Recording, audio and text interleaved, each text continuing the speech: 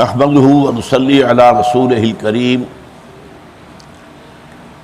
اما بعد فقد قال الله تبارك وتعالى كما ورد في سورة الأحزاب اعوذ بالله من الشيطان الرجيم بسم الله الرحمن الرحيم ما كان محمد أبا أحد من رجالكم ولكن رسول الله وخاتم النبيين واللہ بكل شيء وكان الله بكل شيء عليما وقال عز وجل كما ورد 3 مرات في القرآن في سورة التوبة وسورة الفتح وسورة الصف هو الذي أرسل رسوله بالهدى ودين الحق ليظهره على الدين كله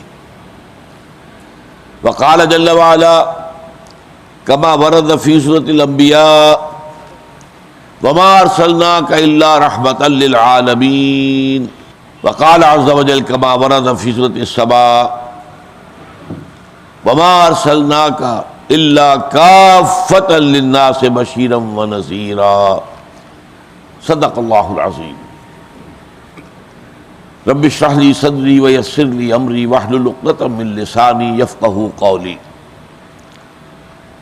معزز حاضرین اور محترم خواتین، السلام علیکم ورحمۃ اللہ وبرکاتہ۔ میں بلا کسی تمہید کے اپنی بات شروع کر رہا ہوں۔ ہمارا اجماعی ایمان ہے اس پر کہ نبی اکرم صلی اللہ علیہ وسلم پر نبوت اور رسالت ختم ہو گئے، ختم نبوت۔ شیعہ ہوں، سنی ہوں، دیوبندی ہوں، بریلوی ہوں، اہل حدیث ہوں، حنفی ہوں، مالکی ہوں، شافعی ہوں، حنبلی ہوں، ظاہری ہوں، زیدی ہوں، عباضی ہوں، سب کا اجماع ہے کہ نبوت اور رسالت دونوں نبی اکرم صلی اللہ علیہ وسلم پر ختم ہو گئے۔ البتہ اس ختم نبوت اور رسالت کے 2 مفہوم ہیں، جن میں سے ایک کی حیثیت اور اہمیت ہے قانونی اعتبار سے، بہت اہمیت ہے۔ وہ ختم کس معنی میں ہے؟ جیسے اردو میں بھی ہم کہتے ہیں آٹا ختم ہو گیا، پیسے ختم ہو گئے، کوئی چیز پہلے تھی اب نہیں رہی۔ لیکن ساتھ ہی ہمیں معلوم ہے کہ اسکول کا طالب علم کہتا ہے میں نے اپنا کام ختم کر لیا، اس کے کیا معنی ہے؟ پورا کر لیا، میں نے اپنا کام پورا کر لیا۔ اب یہی 2 مفہوم ہے ختم نبوت کے۔ پہلا مفہوم وہ ہے کہ آپ کے بعد کوئی نبی نہیں، اور اس کی اہمیت ہے قانونی اعتبار سے۔ قانونی اعتبار سے یہ ہے کہ جو شخص اس کو نہیں مانتا وہ دائرہ اسلام سے خارج۔ حضور کے بعد اگر کسی نے نبوت کا دعویٰ کیا تو وہ دجال، کذاب، کافر، ضال، مضل، اور جس نے بھی اس کی تصدیق کی وہ بھی اسی طرح کافر، دائرہ اسلام سے خارج۔ تو ختم نبوت کا یہ مفہوم جو ہے اس کی اہمیت ہے فقہی اعتبار سے، قانونی اعتبار سے، لہذا اسی پر زیادہ زور دیا گیا ہے۔ علماء کرام نے اس کا حق ادا کیا ہے، ختم نبوت کے اس تصور کو عام کرنے، مدلل کرنے، مبرہن کرنے، اور اس کا میں سمجھتا ہوں کہ حق ادا کر دیا۔ لیکن ایک دوسرا مفہوم ہے، اور وہ کیا ہے؟ نبوت کی حضور پر تکمیل ہو گئی، رسالت کی حضور پر تکمیل ہو گئی۔ یہ ہے وہ جس میں آپ کا فضیلت کا پہلو ہے۔ اب آپ اس کو ذرا نوٹ کیجئے، محض ختم نبوت اس معنی میں کہ پہلے نبوت تھی آپ کے بعد نہیں رہی، اس میں فضیلت کا پہلو تو کوئی نہیں،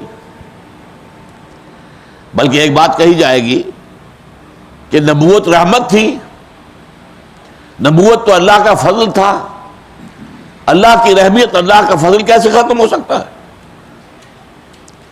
جن حضرات کو معلوم نہ ہو وہ جان لیں، اسی دلیل سے آغاز کیا تھا آن جہانی غلام احمد قادیانی لعنت اللہ علیہ نے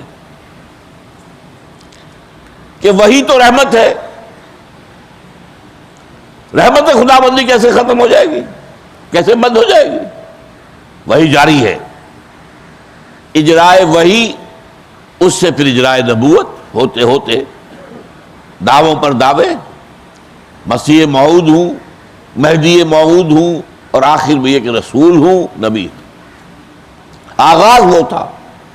اب آپ دیکھیے کہ وہ بات ایک عام آدمی کو کیسے اپیل کرے گی کہ نبوت تو رحمت تھی، رحمت کیسے ختم ہو سکتی ہے اللہ کی؟ جن لوگوں کی علوم دینیہ میں کوئی گراؤنڈنگ نہ ہو، بنیاد نہ ہو، وہ تو اس دلیل کے آگے جو ہے اس سے شکست کھا جائیں گے۔ ایسے ہی ایک اور دلیل اس نے پکڑی جو عوام اور جہلاء کے لیے بہت اپیلنگ تھی۔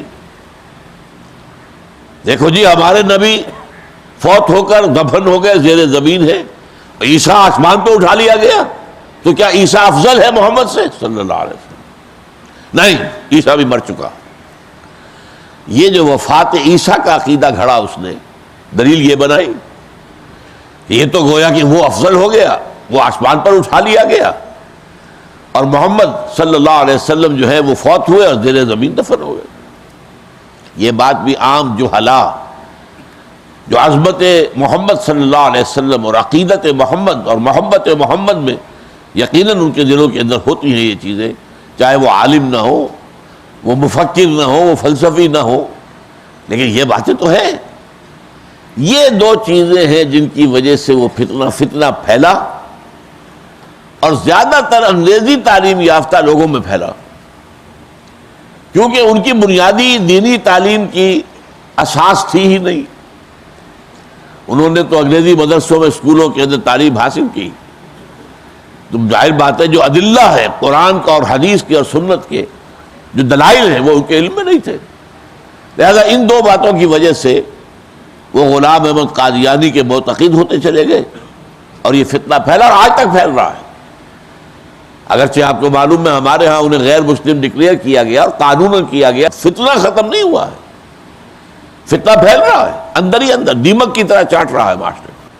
تو بہرحال ختم نبوت بڑی معنی کہ پہلے نبوت تھی اب نہیں ہے، یہ تو گویا کہ اجماعی عقیدہ بھی ہے، اس کا حق بھی علماء نے ادا کیا ہے، اور اس کی حیثیت قانونی ہے۔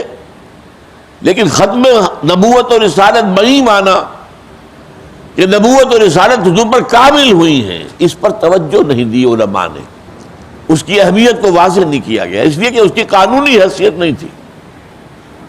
اب میں پہلے آپ کو دو احادیث سنا دیتا ہوں۔ ترمذی شریف میں حضرت ثوبان سے روایت ہے رضی اللہ تعالی عنہ، انہ سیکون فی امتی ثلاثون کذابون کلہم یزعم انہ نبی اللہ وانا خاتم النبیین لا نبی بعدی۔ میری امت میں 30 ایسے جھوٹے دجال کذاب اٹھیں گے جن میں سے ہر ایک یہ سمجھے گا کہ وہ اللہ کا نبی ہے، دعویٰ کرے گا، حالانکہ میں خاتم النبیین ہوں، بائی مانا کہ لا نبی بعدی، میرے بعد کوئی نبی نہیں۔ یہ ہے وہ پہلا مفہوم ختم نبوت، مفہوم لا نبی بعدی، میرے بعد کوئی نبی نہیں۔ دوسری حدیث ہے حضرت ابو ہریرہ سے رضی اللہ تعالی عنہ، اور یہ سنن ابی داؤد کی روایت ہے، لا تقوم الساعۃ حتی یخرج 30 دجالون کانہم یزعمون انہ رسول اللہ۔ قیامت قائم نہیں ہوگی جب تک کہ 30 دجال ظاہر نہ ہو جائیں جو دعویٰ کریں گے کہ وہ اللہ کے رسول ہیں۔ آپ کو معلوم ہے یہ رسالت کا دعویٰ تو شروع ہو گیا تھا حضور کے زمانے میں، مسیلمہ کذاب، اور ایک خاتون بھی نکل آئی تھی میدان میں، 6-7 تو اسی وقت آ گئے تھے جن کے خلاف جنگ کی ہے۔ ان میں سب سے بڑا مسیلمہ تھا، اور مسیلمہ بڑے طاقتور قبیلے کا آدمی تھا، اور اس کو شکست دینے کے لیے بہت بڑی قربانیاں صحابہ کرام کو، بڑی تعداد میں شہادت جو ہے جہاں اس کا نوش کیا ہے صحابہ کرام نے، تب وہ فتنہ ختم ہوا۔ پھر ہمارے قریب کے دور میں بہاء اللہ نے ایران میں دعویٰ کیا، اور یہ غلام احمد قادیانی نے ہندوستان میں دعویٰ کیا۔ بہرحال پوری تاریخ کے اندر شمار کریں گے تو وہ 30 دجال جو ہیں، جن میں سے آخری دجال کون ہوگا وہ دجال ہوگا، المسیح الدجال، جو دعویٰ کرے گا میں عیسیٰ ابن مریم ہوں، اور یہودیوں کو لیڈ کرے گا، ان کی قیادت کرے گا، جو آخری تصادم آنے والا ہے مسلمانوں اور یہودیوں کے درمیان، اور وہ تصادم دور نہیں ہے۔ اس دجال کو پھر قتل کریں گے حضرت مسیح علیہ السلام، جب خود مسیح ابن مریم اتریں گے دوبارہ، اور پھر اس کو قتل کریں گے اور یہودیوں کا خاتمہ ہو جائے گا۔ اب یہ دو حدیثیں تو ہیں اسی معنی میں کہ نبوت مجھ پر ختم، میرے بعد کوئی نبی نہیں۔ ایک بڑی پیاری حدیث ہے، یہ بھی حضرت ابو ہریرہ سے ہے رضی اللہ تعالی عنہ، اور یہ بخاری اور مسلم دونوں میں ہے۔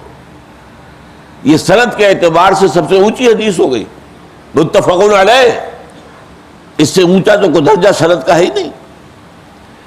حضور فرماتے ہیں مثلی و مثل الانبیاء کا مثل قصر احسن بنیانہ، میری اور انبیاء کی مثال ایک محل کی ہے جس کی نہایت عمدہ نہایت حسین تعمیر کی گئی، وَتُرِكَ مِنْهُ مَوْضِعُ لَبْنَةٍ، لیکن ایک جگہ پر کوئی خلا چھوڑ دیا گیا،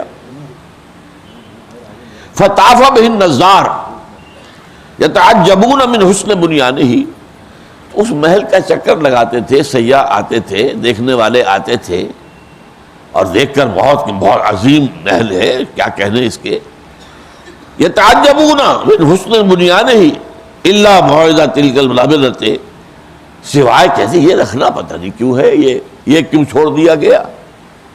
تو فرمایا فَكُنْتُ أَنَا صَدَقْتُ مُوَاضِعَ لَبْنَةٍ خُتِمَ بِهِ النَّبِيُّونَ وَخُتِمَ بِهِ الرُّسُلُ، میں ہوں وہ اس خلا کو پر کرنے والا جس نے آ کر محل کو مکمل کر دیا۔ یہاں ہے تکمیل نبوت، تکمیل رسالت صلی اللہ علیہ وسلم، اور اس میں ہے اصل فضیلت محمد رسول اللہ صلی اللہ علیہ وسلم۔ اب جیسا کہ میں نے عرض کیا، علماء کرام کی توجہ رہی پہلے مفہوم پر، لہذا آپ نے 100 مرتبہ یہ آیت سنی ہوگی جو میں نے پہلے نمبر پر تلاوت کی ہے۔ جب بھی تقریر ہوتی ہے سیرت پر، تقریر ہوتی ہے ختم نبوت پر، تو سورہ احزاب کی آیت ما کان محمد ابا احد من رجالکم ولکن رسول اللہ وخاتم النبیین، محمد تم میں سے کسی مرد کے بیٹے کے والد نہیں ہے، اللہ نے حضور کو بیٹیاں تو دی، بیٹا نہیں دیا، جو دیے بھی تو لے لیے۔ تو اے مسلمانوں، تم میں سے کوئی مرد ایسا نہیں ہے کہ جو محمد کا بیٹا ہو، وہ تو اللہ کے رسول ہے اور خاتم النبیین ہے، اللہ کے رسول اور نبوت کے سلسلے کو ختم کر دینے والے ہیں، اس کے بعد کوئی نبی آنے والا نہیں۔ اس میں چونکہ دلیل تھی کہ وہ جو ایک معاشرتی مسئلہ تھا کہ اگر کسی شخص کا منہ بولا بیٹا ہے اور اس کی بیوی ہے، اب اگر وہ منہ بولا بیٹا فوت ہو جائے یا بیوی کو طلاق دے دے، تو کیا وہ شخص باپ جو ہے وہ اس لڑکی سے، اس عورت سے شادی کر سکتا ہے؟ عرب میں کیا تھا، منہ بولا بیٹا بھی بالکل سلمی بیٹے کی مانند ہے، اب وہ تو بہو ہے تمہاری، تمہارے بیٹے کی بیوی رہی ہے، کیسے تم شادی کر سکتے ہو اس سے؟ یہ معاملہ ہو گیا تھا حضرت زینب رضی اللہ تعالی عنہا کا۔ آپ کو معلوم ہے زید ابن حارثہ حضور کے غلام تھے، حضور نے اپنا بیٹا بنا لیا، تو لوگ انہیں کہتے تھے زید ابن محمد صلی اللہ علیہ وسلم۔ پھر آیت اتر گئی، یہ منہ بولا بیٹا اسلام میں قتل، اس کی کوئی قانونی حیثیت نہیں۔ ادعوہم لآبائہم، ان کا نام ان کے باپوں کے ساتھ نام کے ساتھ لو۔ چنانچہ زید ابن محمد سے زید ابن حارثہ رہ گئے، اب انہیں پھر دوبارہ زید ابن حارثہ۔ حضور نے ان سے شادی کروا دی تھی اپنی پھوپھی زاد بہن حضرت زینب بنت جحش کی، ان میں نباہ نہیں ہو سکا، اور میں سمجھتا ہوں اس کی وجہ کیا تھی، وہ جو عرب کی نفسیات تھی، حضرت زینب اونچے خاندان، قریش کے اونچے گھرانے کی خاتون، اب یہ وہ ہیں زید ابن حارثہ جن پر داغ لگ چکا ہے غلامی کا، تو وہ ذہناً کو تسلیم نہیں کر سکی۔ وہ شوہر کی جو حیثیت ہونی چاہیے، الرجال قوامون علی النساء، وہ جو ایک نفسیاتی کیفیت تھی وہ حضرت زینب قبول نہیں کر سکی، لہذا ان کے اندر صحیح نباہ نہیں ہوا۔ اب انہوں نے کہا میں طلاق دیتا ہوں، حضور روکتے رہے، امسک علیک زوجک، نہیں دیکھو زید طلاق مت دو، اپنے ساتھ اپنی بیوی حضرت زینب کو رکھو، آباد رکھو۔ اس کی وجہ کیا تھی؟ حضرت زینب کی شادی ان کے رشتہ داروں کی رائے کے خلاف حضور نے کروائی تھی حضرت زید سے۔ اب یہ کہ وہ مطلقہ بھی ہو جائے تو یہ تو صدمہ در صدمہ ہو جائے گا۔ تو حضور کا گمان یہ تھا کہ اگر خدا نہ خواستہ ایسا ہو ہی گیا تو زینب کی دلجوئی کے لیے پھر میں خود ان سے نکاح کروں گا۔ لیکن یہ کہ عرب کے رواج کے مطابق تو یہ کہ اوئے اوئے ہو جائے گی، بہت لوگوں کے اندر شور بچ جائے گا، محمد نے اپنی بہو سے شادی کر لی۔ اس لیے یہ آیات نازل ہوئی ہے کہ محمد آخری نبی ہے، تمہاری اس معاشرتی غلطی کی اصلاح اگر یہ نہیں کرے گے تو پھر کون کرے گا؟ اس معنی میں کہا گیا ما کان محمد ابا احد من رجالکم، محمد زید کے باپ نہیں ہے، لہذا ان کی بیوی ان کی بہو نہیں ہے۔ اور یہ جو ایک تمہارے ہاں خیال پھیلا ہوا ہے اس کی نفی کرنے کے لیے اللہ نے فیصلہ کیا، زوجناکہا، قرآن مجید کے الفاظ ہے کہ ہم نے آپ کے زوجیت میں دے دیا ہے زینب کو۔ اس لیے حضرت زینب جو ہے، جو دوسری ازواج مطہرات ہیں، ان پر فخر کیا کرتی تھی، آپ لوگوں کا نکاح زمین پر ہوا، میرا نکاح آسمان پر ہوا ہے، اللہ نے نکاح پڑھایا میرا۔ اس وجہ سے کہا وہ تو خاتم النبیین ہے، اب تکمیل کرنی ہے شریعت کی ان پر۔ اگر یہ رکھنا رہ گیا تو تکمیل نہیں ہو سکے گی، کسی اور کی حیثیت یہ نہیں ہوگی کہ وہ اس چیز کے اندر تبدیلی کر سکے۔ یہ ہے پورا پس منظر۔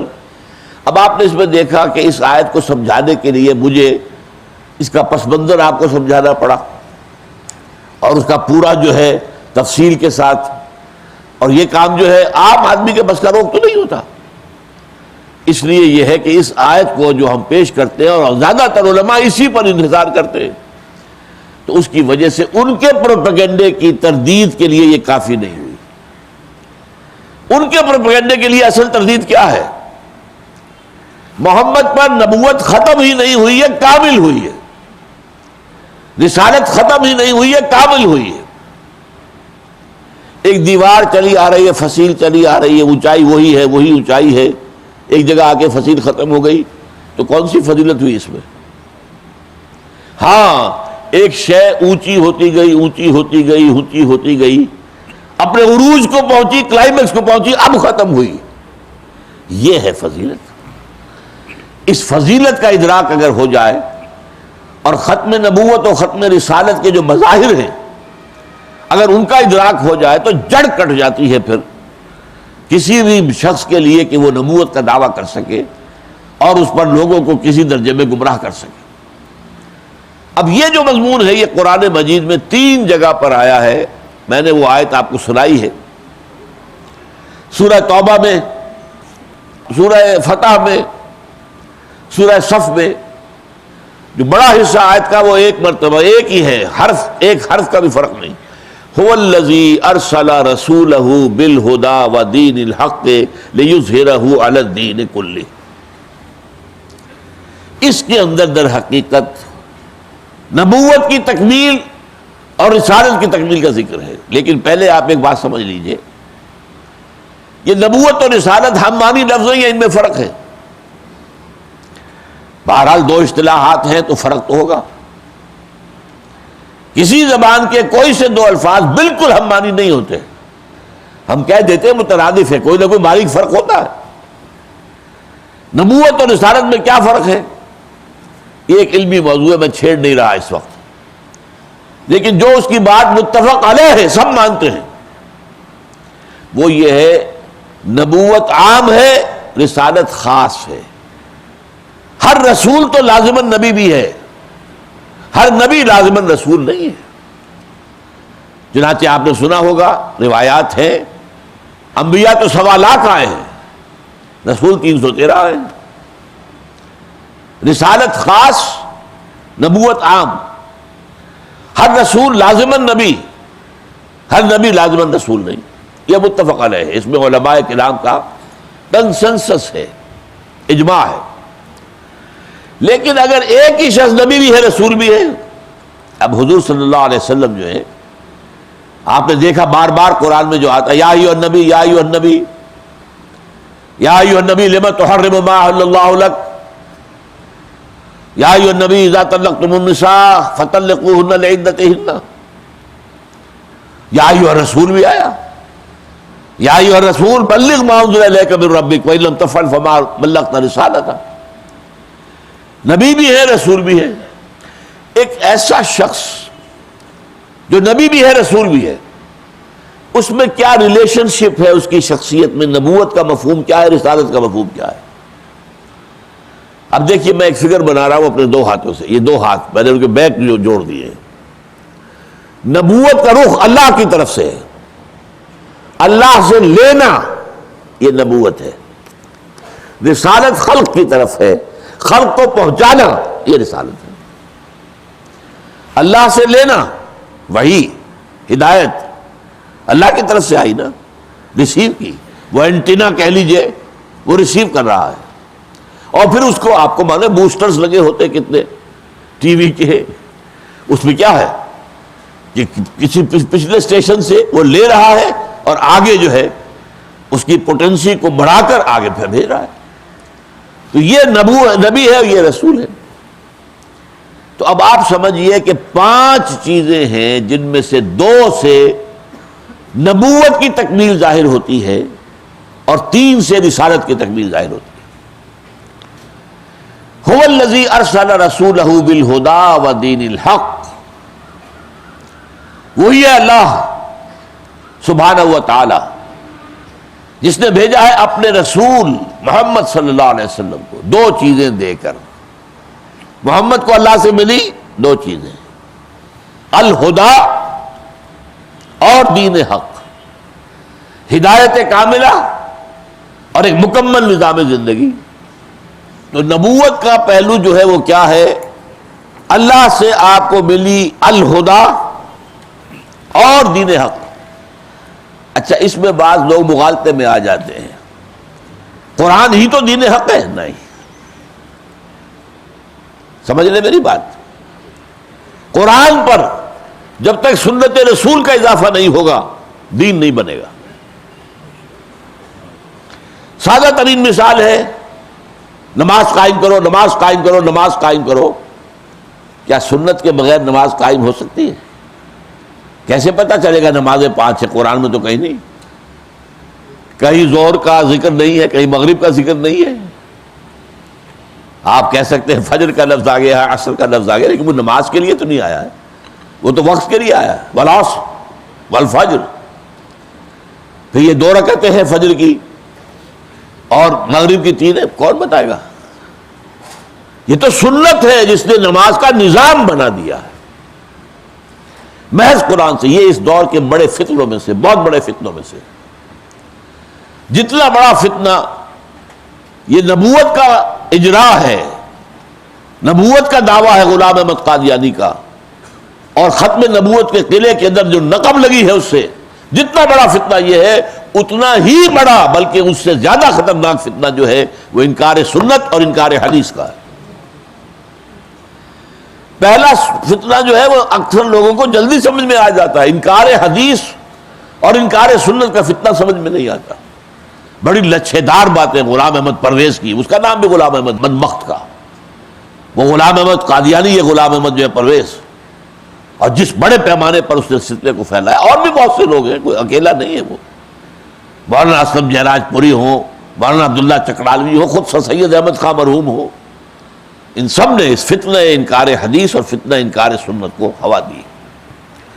میں آپ کو یہ بتا رہا ہوں کہ الہدا، محض الہدا پر نظام نہیں بن سکتا جب تک کہ سنت ایڈ نہ کی جائے. اس حوالے سے آپ سمجھیے کہ الہدا ہدایت.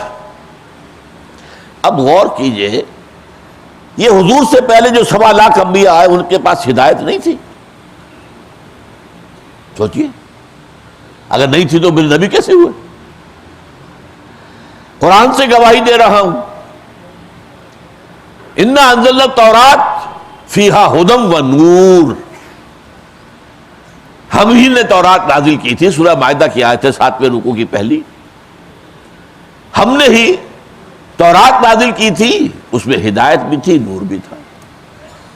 آگے چل کر فرماتے انجیل فیہ ھدی و نور، اس میں بھی ہدایت بھی تھی، نور بھی تھا۔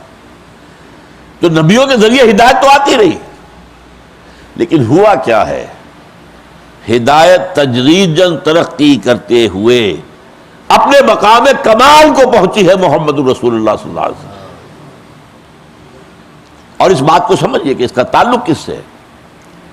اس کا تعلق ہے انسانی نوع انسانی کے ذہنی ارتقاء کے ساتھ۔ جیسے جیسے ذہنی ارتقاء بڑھا ہے، ہدایت کا درجہ بھی بڑا ہوتا چلا گیا۔ اب آپ سوچئے اگر پہلے دن قرآن دے دیا جاتا تو اسے سمجھتا کون؟ پرائمری کا آپ کا بچہ ہے، آپ پی ایچ ڈی ڈاکٹر لا کے رکھ دیجئے اس کے لیے، اسے ٹیوشن دے دے گی، پڑھائے گا کیا؟ اس کو پڑھائے گا تو وہی جو پرائمری کا بچہ پڑھ سکتا ہے۔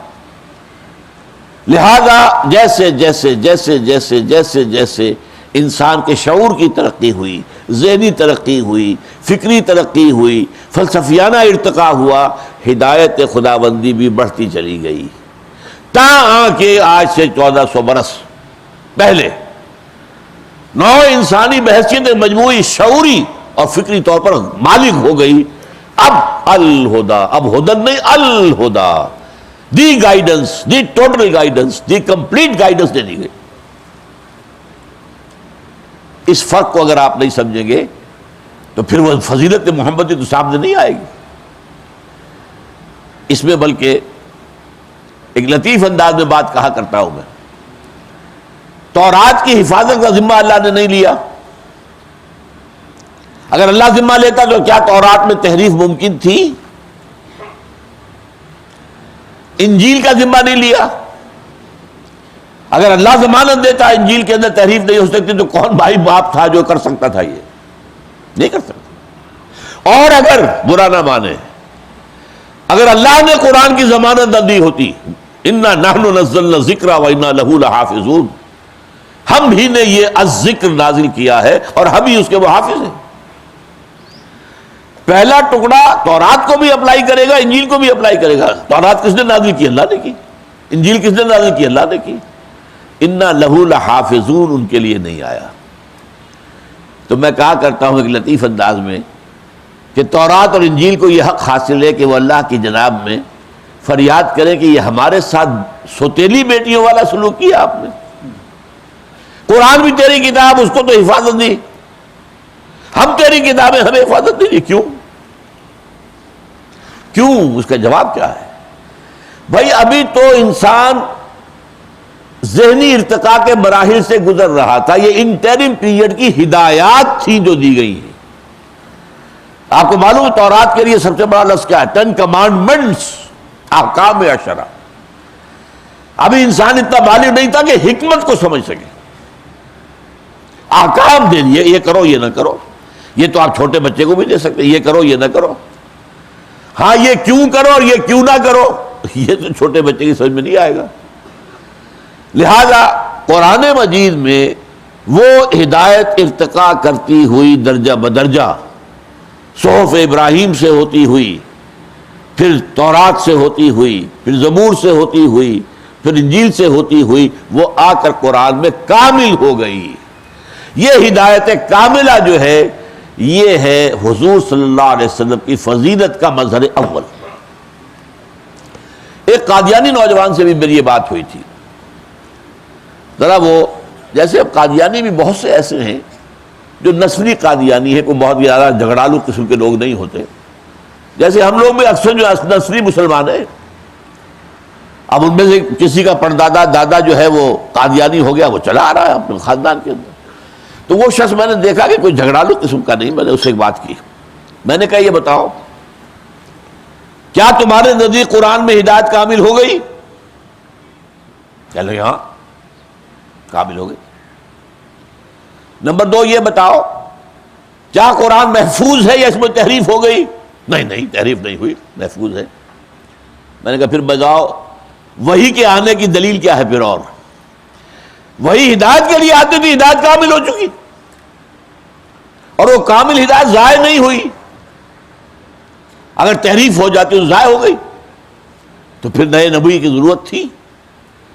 اگر یہ دونوں باتیں مان لو کہ قرآن پر ہدایت کامل ہو گئی اور ہدایت وہ محفوظ ہے، تو پھر وحی کے اجرا کی دلیل کیا ہے؟ یہ جہاں سے بات غلام احمد جہانی نے شروع کی تھی، میں نے اس کا توڑ کیا ہے کہ وحی کی ضرورت کیا ہے؟ وحی موجود ہے تمہارے پاس، کامل وحی موجود ہے، اب اس گلاس کو لبالب بھر دیجئے، پھر مزید پانی ڈال سکتے اس میں، وہ ہدایت کامل ہو چکی قرآن کے اندر، وہ موجود ہے، محفوظ ہے، لہذا کسی وحی کی کوئی منطقی دلیل نہیں ہے کہ وحی جاری رہنی چاہیے۔ یہاں میں آپ کو ایک بات اور سنا دوں، وہ حضرت مسیح کی ہے۔ یہ آخری نبی ہے حضور سے پہلے، اس سے پہلے تو یہ ہے، آپ کو معلوم ہوگا 1400 برس تو ایسے گزرے بنی اسرائیل کی تاریخ میں کہ کوئی ایک لمحہ بھی ایسا نہیں تھا کہ کوئی نبی موجود نہ ہو۔ چنانچہ یہ بخاری شریف کی روایت ہے، کانت بنو اسرائیل تسوسہم الانبیاء، بنی اسرائیل کی سیاست انبیاء کے ہاتھ میں ہوتی تھی۔ داؤد کون تھے؟ نبی تھے، بادشاہ تھے۔ سلیمان کون تھے؟ نبی تھے، بادشاہ تھے۔ کلما ہلک نبی خلفہ نبی، جیسے ہی کسی نبی کا انتقال ہوتا تھا اس کا جانشین بھی نبی ہوتا تھا۔ لیکن اس کے بعد آخری جو ہے، یہ جو سلسلہ 1400 برس کا ہے نا، زنجیر انبیاء کی، انبیاء بنی اسرائیل ان کو ہم کہتے ہیں، یہ سلسلہ شروع ہوا 2 نبیوں سے، 2 رسولوں سے۔ موسیٰ بھی تھے، ہارون بھی تھے علیہم الصلوۃ والسلام، 2 تھے کہ نہیں؟ ہم عصر ختم بھی ہوا 2 پر، عیسیٰ بھی تھے، یحییٰ بھی تھے، جیزس اینڈ جان دونوں تھے، لیکن یہاں آ کے ختم ہو گیا۔ حضرت مسیح نے اپنے حواریین سے جو الوداعی باتیں کی تھی، ان میں یہ بھی ہے، آج بھی ہے، موجود ہے، پڑھ لیجئے بائبل کے اندر، مجھے ابھی تم سے اور بھی بہت سی باتیں کرنی تھیں، لیکن ابھی تم ان کا تحمل نہیں کر سکو گے، سمجھ نہیں پاؤ گے۔ جب وہ فارقلیت آئے گا، پیرکلیٹ، یہ ان کا لفظ ہے، اس کو بدلتے رہے وہ، اس کے اصل معنی محمد ہی ہے، وہ آئے گا، وہ سب کچھ بتائے گا۔ تو گویا کہ 600 برس جو ہیں وہ اس اعتبار سے حضرت عیسیٰ کے اور حضور کے درمیان 600 برس ہے۔ اس دور میں انسان کے فکر نے چھلانگیں لگائیں، تمام فلسفے ان 600 سالوں میں پیدا ہوئے۔ 600 BC سے لے کر 600 AD، یہ 1200 برس، سارے مذہب اس میں پیدا ہوئے، سارے فلسفے اس میں پیدا ہوئے۔ ارسطو ان میں آیا، افلاطون ان میں آیا، ایرسٹوٹل ان میں آیا، کنفیوشس ان میں آیا، گوتم بدھ ان میں آیا، جین ان میں آئے، مہاویر ان میں آئے، سب اسی میں۔ گویا کہ جب نوع انسانی فکری اعتبار سے بالغ ہو گئی اور اس کے فکر نے چھلانگیں لگانی شروع کی، اس کا فلسفہ، کنفیوشس کا فلسفہ، سقراط کا فلسفہ، افلاطون کا فلسفہ، ارسطوٹل کا فلسفہ، گوتم بدھ کا فلسفہ، مہاویر کا فلسفہ وغیرہ وغیرہ، اب اللہ نے اس فکر کامل کی ہدایت کے لیے قرآن نازل کیا۔ یہ ہے تکمیل نبوت کا مظہر اول۔ مظہر دوم کیا ہے؟ دین حق، اور ان دونوں کی تکمیل قرآن مجید میں آتی ہے۔ الیوم اکملت لکم دینکم واتممت علیکم نعمتی، یہ اتمام اور اکمال، یہی تو موضوع ہے میرا، اتمام تمام کر دینا، پورا کر دینا، اکمال تکمیل۔ الیوم اکملت لکم دینکم، آج میں نے تمہارے لیے تمہارے دین کو کامل کر دیا۔ اس کا مفہوم کیا ہے؟ دیکھیے، ایک ہے معاملہ ذہنی ارتقاء کا جو میں نے بحث کی ہے، ایک معاملہ ہے نظام کا ارتقاء۔ آپ کو معلوم ہے کئی ہزار برس پہلے ہمارے آباء و اجداد غاروں میں رہتے تھے نا، کوئی نظام تھا، ہر شخص کا معاملہ یہ تھا اپنے غار کا مالک ہے، وہی بادشاہ ہے۔ لیکن غاروں سے نکل کر پھر انسان آگے بڑھا تمدن کی طرف، تو قبیلے کا نظام وجود میں آیا۔ قبیلہ ہے، اس کا ایک سردار ہے، سردار کی بات ماننی پڑے گی۔ اب ایک نظام ہو گیا۔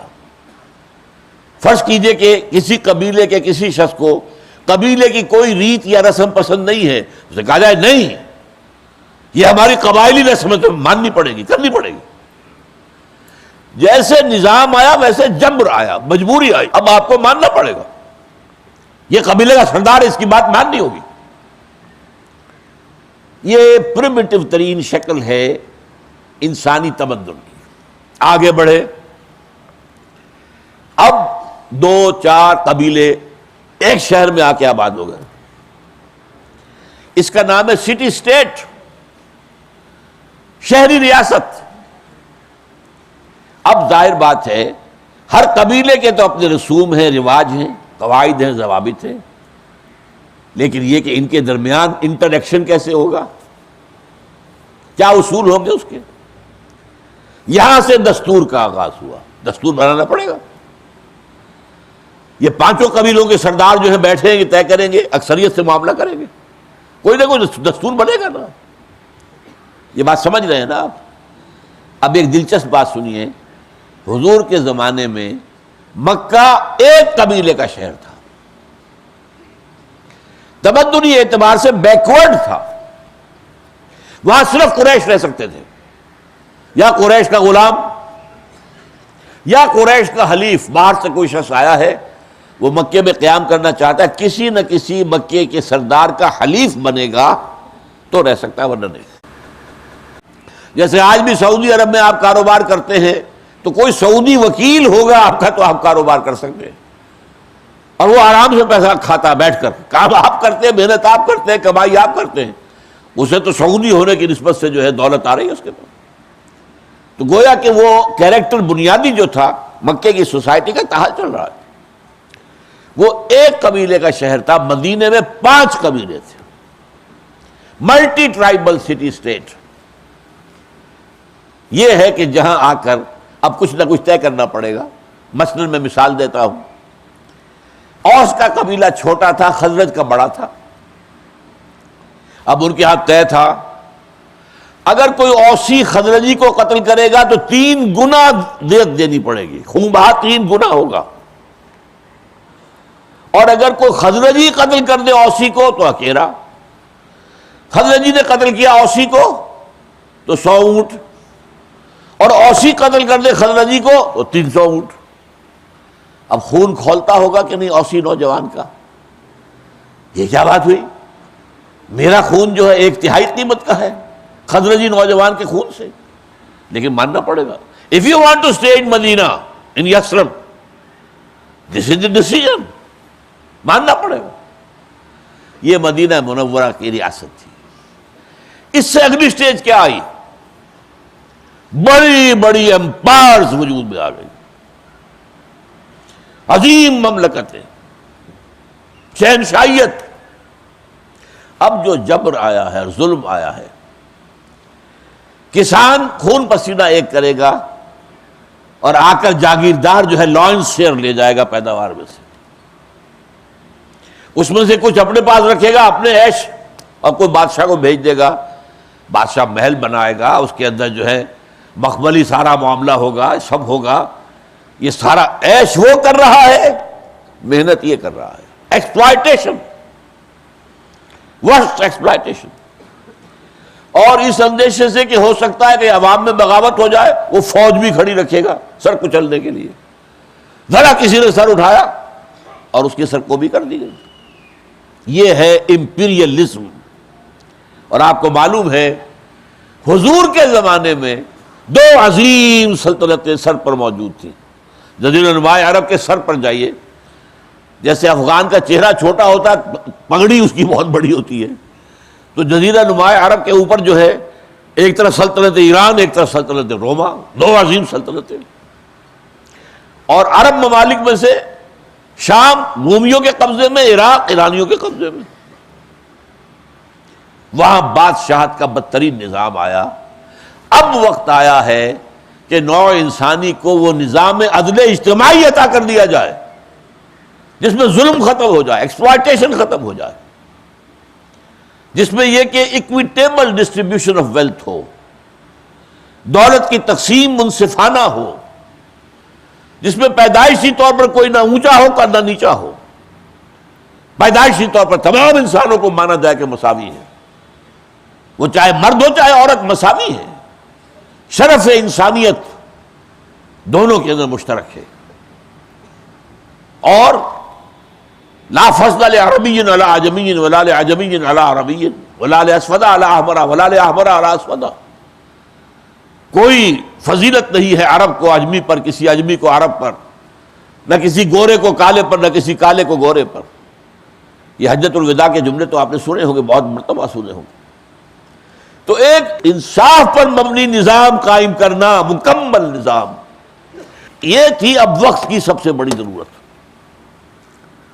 اور آپ کو معلوم ہے کہ آج وہ اجتماعی نظام اور پھیل گیا ہے، اس نے افراد کو شکنجے میں لے لیا ہے۔ آپ اپنے بچے کی تعلیم و تربیت اپنی مرضی سے نہیں کر سکتے، کیا کریں گے؟ آپ نے اسکول کے حوالے کیا، you have wash your hands. اب وہ اسکول بنائے گا جو کچھ بچے کو بنائے گا، اس کا ذہن بنائے گا، اور وہ حکومت کنٹرول کرے گی اس کو۔ ٹیلی ویژن کو حکومت کنٹرول کرے گا، وہ ذہن بنائے گا۔ آپ لاکھ یہ کر لیں گے کہ اپنے گھر میں ٹیلی ویژن نہیں لائیں گے، بچہ جا کر کسی دکان پر دیکھے گا، کسی پڑوسی کے گھر میں دیکھے گا۔ آپ غار میں بند تو نہیں کر سکتے نا اس کو۔ آج اجتماعی زندگی گرفت میں آ چکی ہے، شکنجے میں آ چکی ہے، نظام نے گھیراؤ کر لیا انسان کا، اور اس نظام کے اندر ظلم کون کون سے ہے۔ علامہ اقبال کے الفاظ میں سنا رہا ہوں، خواجہ از خون رگے مزدور سازد لال ناب۔ خواجہ سرمایہ دار، کارخانے دار، خواجہ کارخانے دار جو ہے وہ اپنے مزدوروں کی رگوں میں دوڑنے والے سرخ خون سے وہ سرخ شراب بنا رہا ہے جو شام کو بیٹھ کر پیتا ہے۔ کہاں سے آ رہی شراب؟ یہ اس کے باپ کی کمائی ہے، یہ مزدوروں کی کمائی ہے۔ خواجہ از خون رگے مزدور سازد لال نام، از جفائے دہ خدایاں کشت دہقانہ خراب۔ اور یہ جاگیردار، یہ وڈیرے، یہ لینڈ لارڈز، یہ قبیلوں کے سردار جو عیش کرتے ہیں، جن کے بچوں کی تعلیم یورپ میں ہوتی ہے، جو جا کر اپنی گرمیاں وہاں گزارتے ہیں، وہ جو کاشتکار ہے، جو ہاری ہے، جو غریب، خون پسینہ اس کا ہے، اس کے بچے کے لیے دوا نہیں ہے، اس کے بچے کے لیے غذا نہیں ہے، اس کے بچے کے لیے تعلیم نہیں ہے۔ اور یہ لینڈ لارڈ، فیوڈل لارڈز، یہ بیٹھے ہوئے عیش کر رہے ہیں۔ یہ نظام جو ہے، اسی لیے اقبال نے پھر اس کے بعد الفاظ کیا کہے ہیں، خواجہ از خون رگے مزدور سازد لال ناب، از جفائے دہ خدایاں کشت دہقانہ خراب۔ انقلاب انقلاب ہے، انقلاب، انقلاب برپا کرو، ایک منصفانہ نظام قائم کرو۔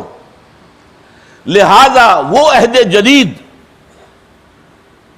جس کے فاتح، آغاز کرنے والے محمد رسول اللہ ہیں، اس عہد کی سب سے بڑی ضرورت ایک نظام ہے۔ اور یہ نظام جو ہے، اس کو بنانا، متوازن نظام بنانا، معتدل نظام بنانا، منصفانہ نظام بنانا، عادلانہ نظام بنانا، عدل و قسط پر مبنی نظام بنانا، یہ انسانی ذہن کے بس میں نہیں ہے۔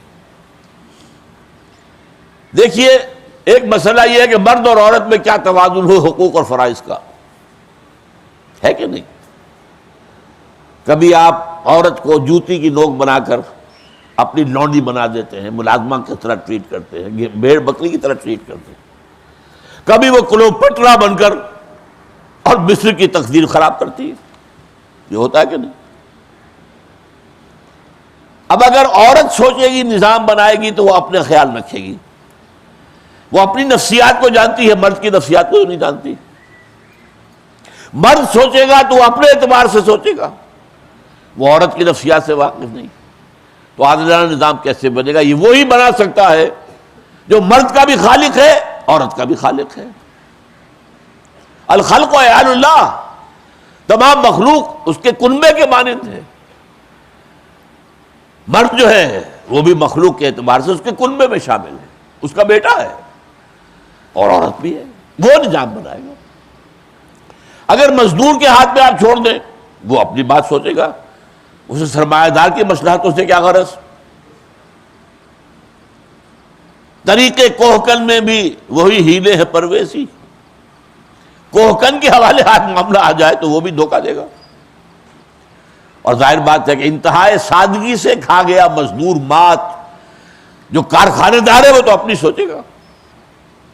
مزدور کے گھر میں آٹا ہے یا نہیں اور وہاں چولہا جل رہا ہے یا نہیں، اسے کوئی غرض نہیں۔ بھائی میں تو یہ ویج دے سکتا ہوں، نہیں دے جاؤ، دفع ہو جاؤ۔ اور اگر زیادہ پریشر ہوا لو میں کارخانہ بند کر دیتا ہوں۔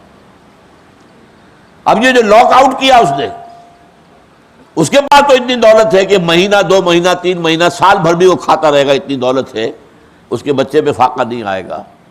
اور مزدور کو تو 2 دن مزدوری نہ ملی تو بچے کو فاقہ آ جائے گا، لہذا وہ مجبور ہے۔ اچھا جناب جو آپ کا حکم، مجبور ہے، اس مجبوری سے فائدہ اٹھایا جاتا ہے، اس سے دولت کے انبار لگتے ہیں۔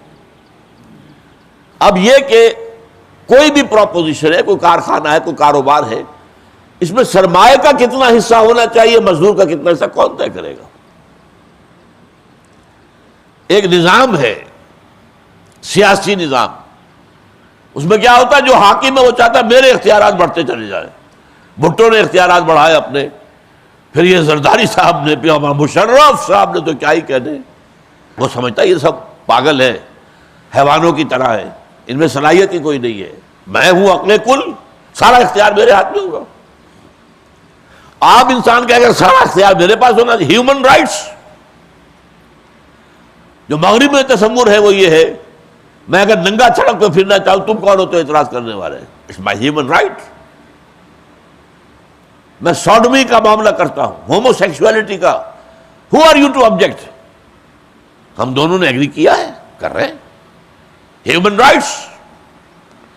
یہ پیچیدگیاں چلی آ رہی ہیں، بڑھتی جا رہی بڑھتی جا رہی ہے، بڑھتی جا رہی۔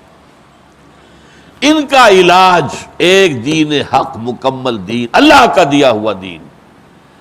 تو جیسے جیسے تمدن کا ارتقاء ہوا، غاروں سے نکل کر قبیلہ، قبیلے سے سٹی اسٹیٹ، سٹی اسٹیٹ سے امپائرز یہ آئی ہیں، تو دین حق بھی بڑھتا رہا بڑھتا رہا۔ یہی وجہ ہے جب دین کامل ہوا ہے محمد رسول اللہ پر صلی اللہ علیہ وسلم، الیوم اکملت لکم دینکم واتممت علیکم نعمتی ورضیت لکم الاسلام دینا۔ اب کہا ہے مسلمانوں تم پر ہم نے یہ لازم کیا، قائم کرو ان اقیموا الدین ولا تتفرقوا فیہ، دین کو قائم کرو۔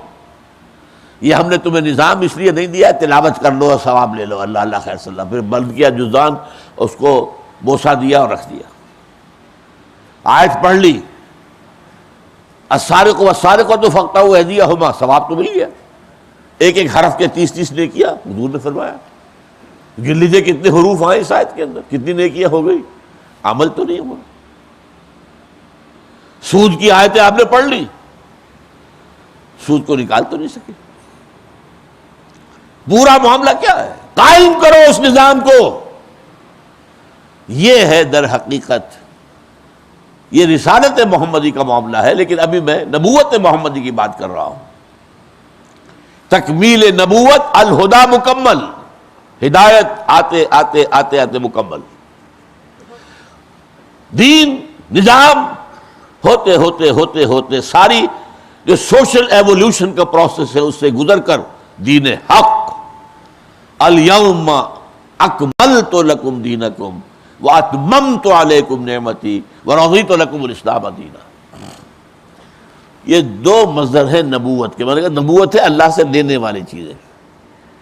اللہ سے محمد کو کیا ملا؟ الہدا، ہدایت کاملہ، ہدایت تامہ، ہدایت امدیہ، تا قیام قیامت یہ ہدایت ہے۔ اور نمبر 2 دین حق جو کامل ہے، جو کیا گیا محمد رسول اللہ پر۔ اب آئیے رسالت کا، رسالت کا مظہر اول کیا ہے؟ وہ اس آیت میں نہیں ہے، اس کے لیے میں نے 2 آیتیں آپ کو اور سنائی ہیں۔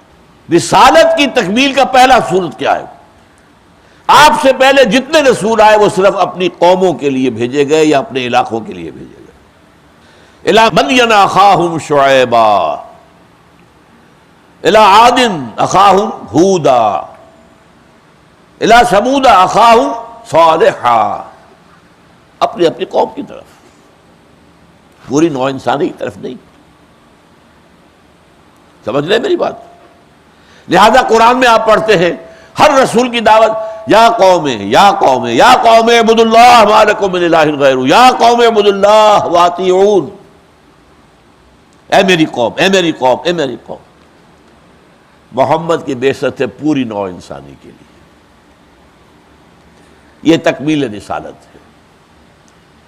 وما ارسلناک الا رحمتا للعالمین، ہم نے نہیں بھیجا ہے آپ کو اے محمد صلی اللہ علیہ وسلم مگر تمام جہانوں کے لیے رحمت، تمام جہان والوں کے لیے، کالوں کے لیے، گوروں کے لیے، مشرق والوں کے لیے، مغرب والوں کے لیے، شمال والوں کے لیے، جنوب والوں کے لیے، عربوں کے لیے، ایرانیوں کے لیے، ترکوں کے لیے، ہندیوں کے لیے، جاپانیوں کے لیے، چینیوں، سب کے لیے۔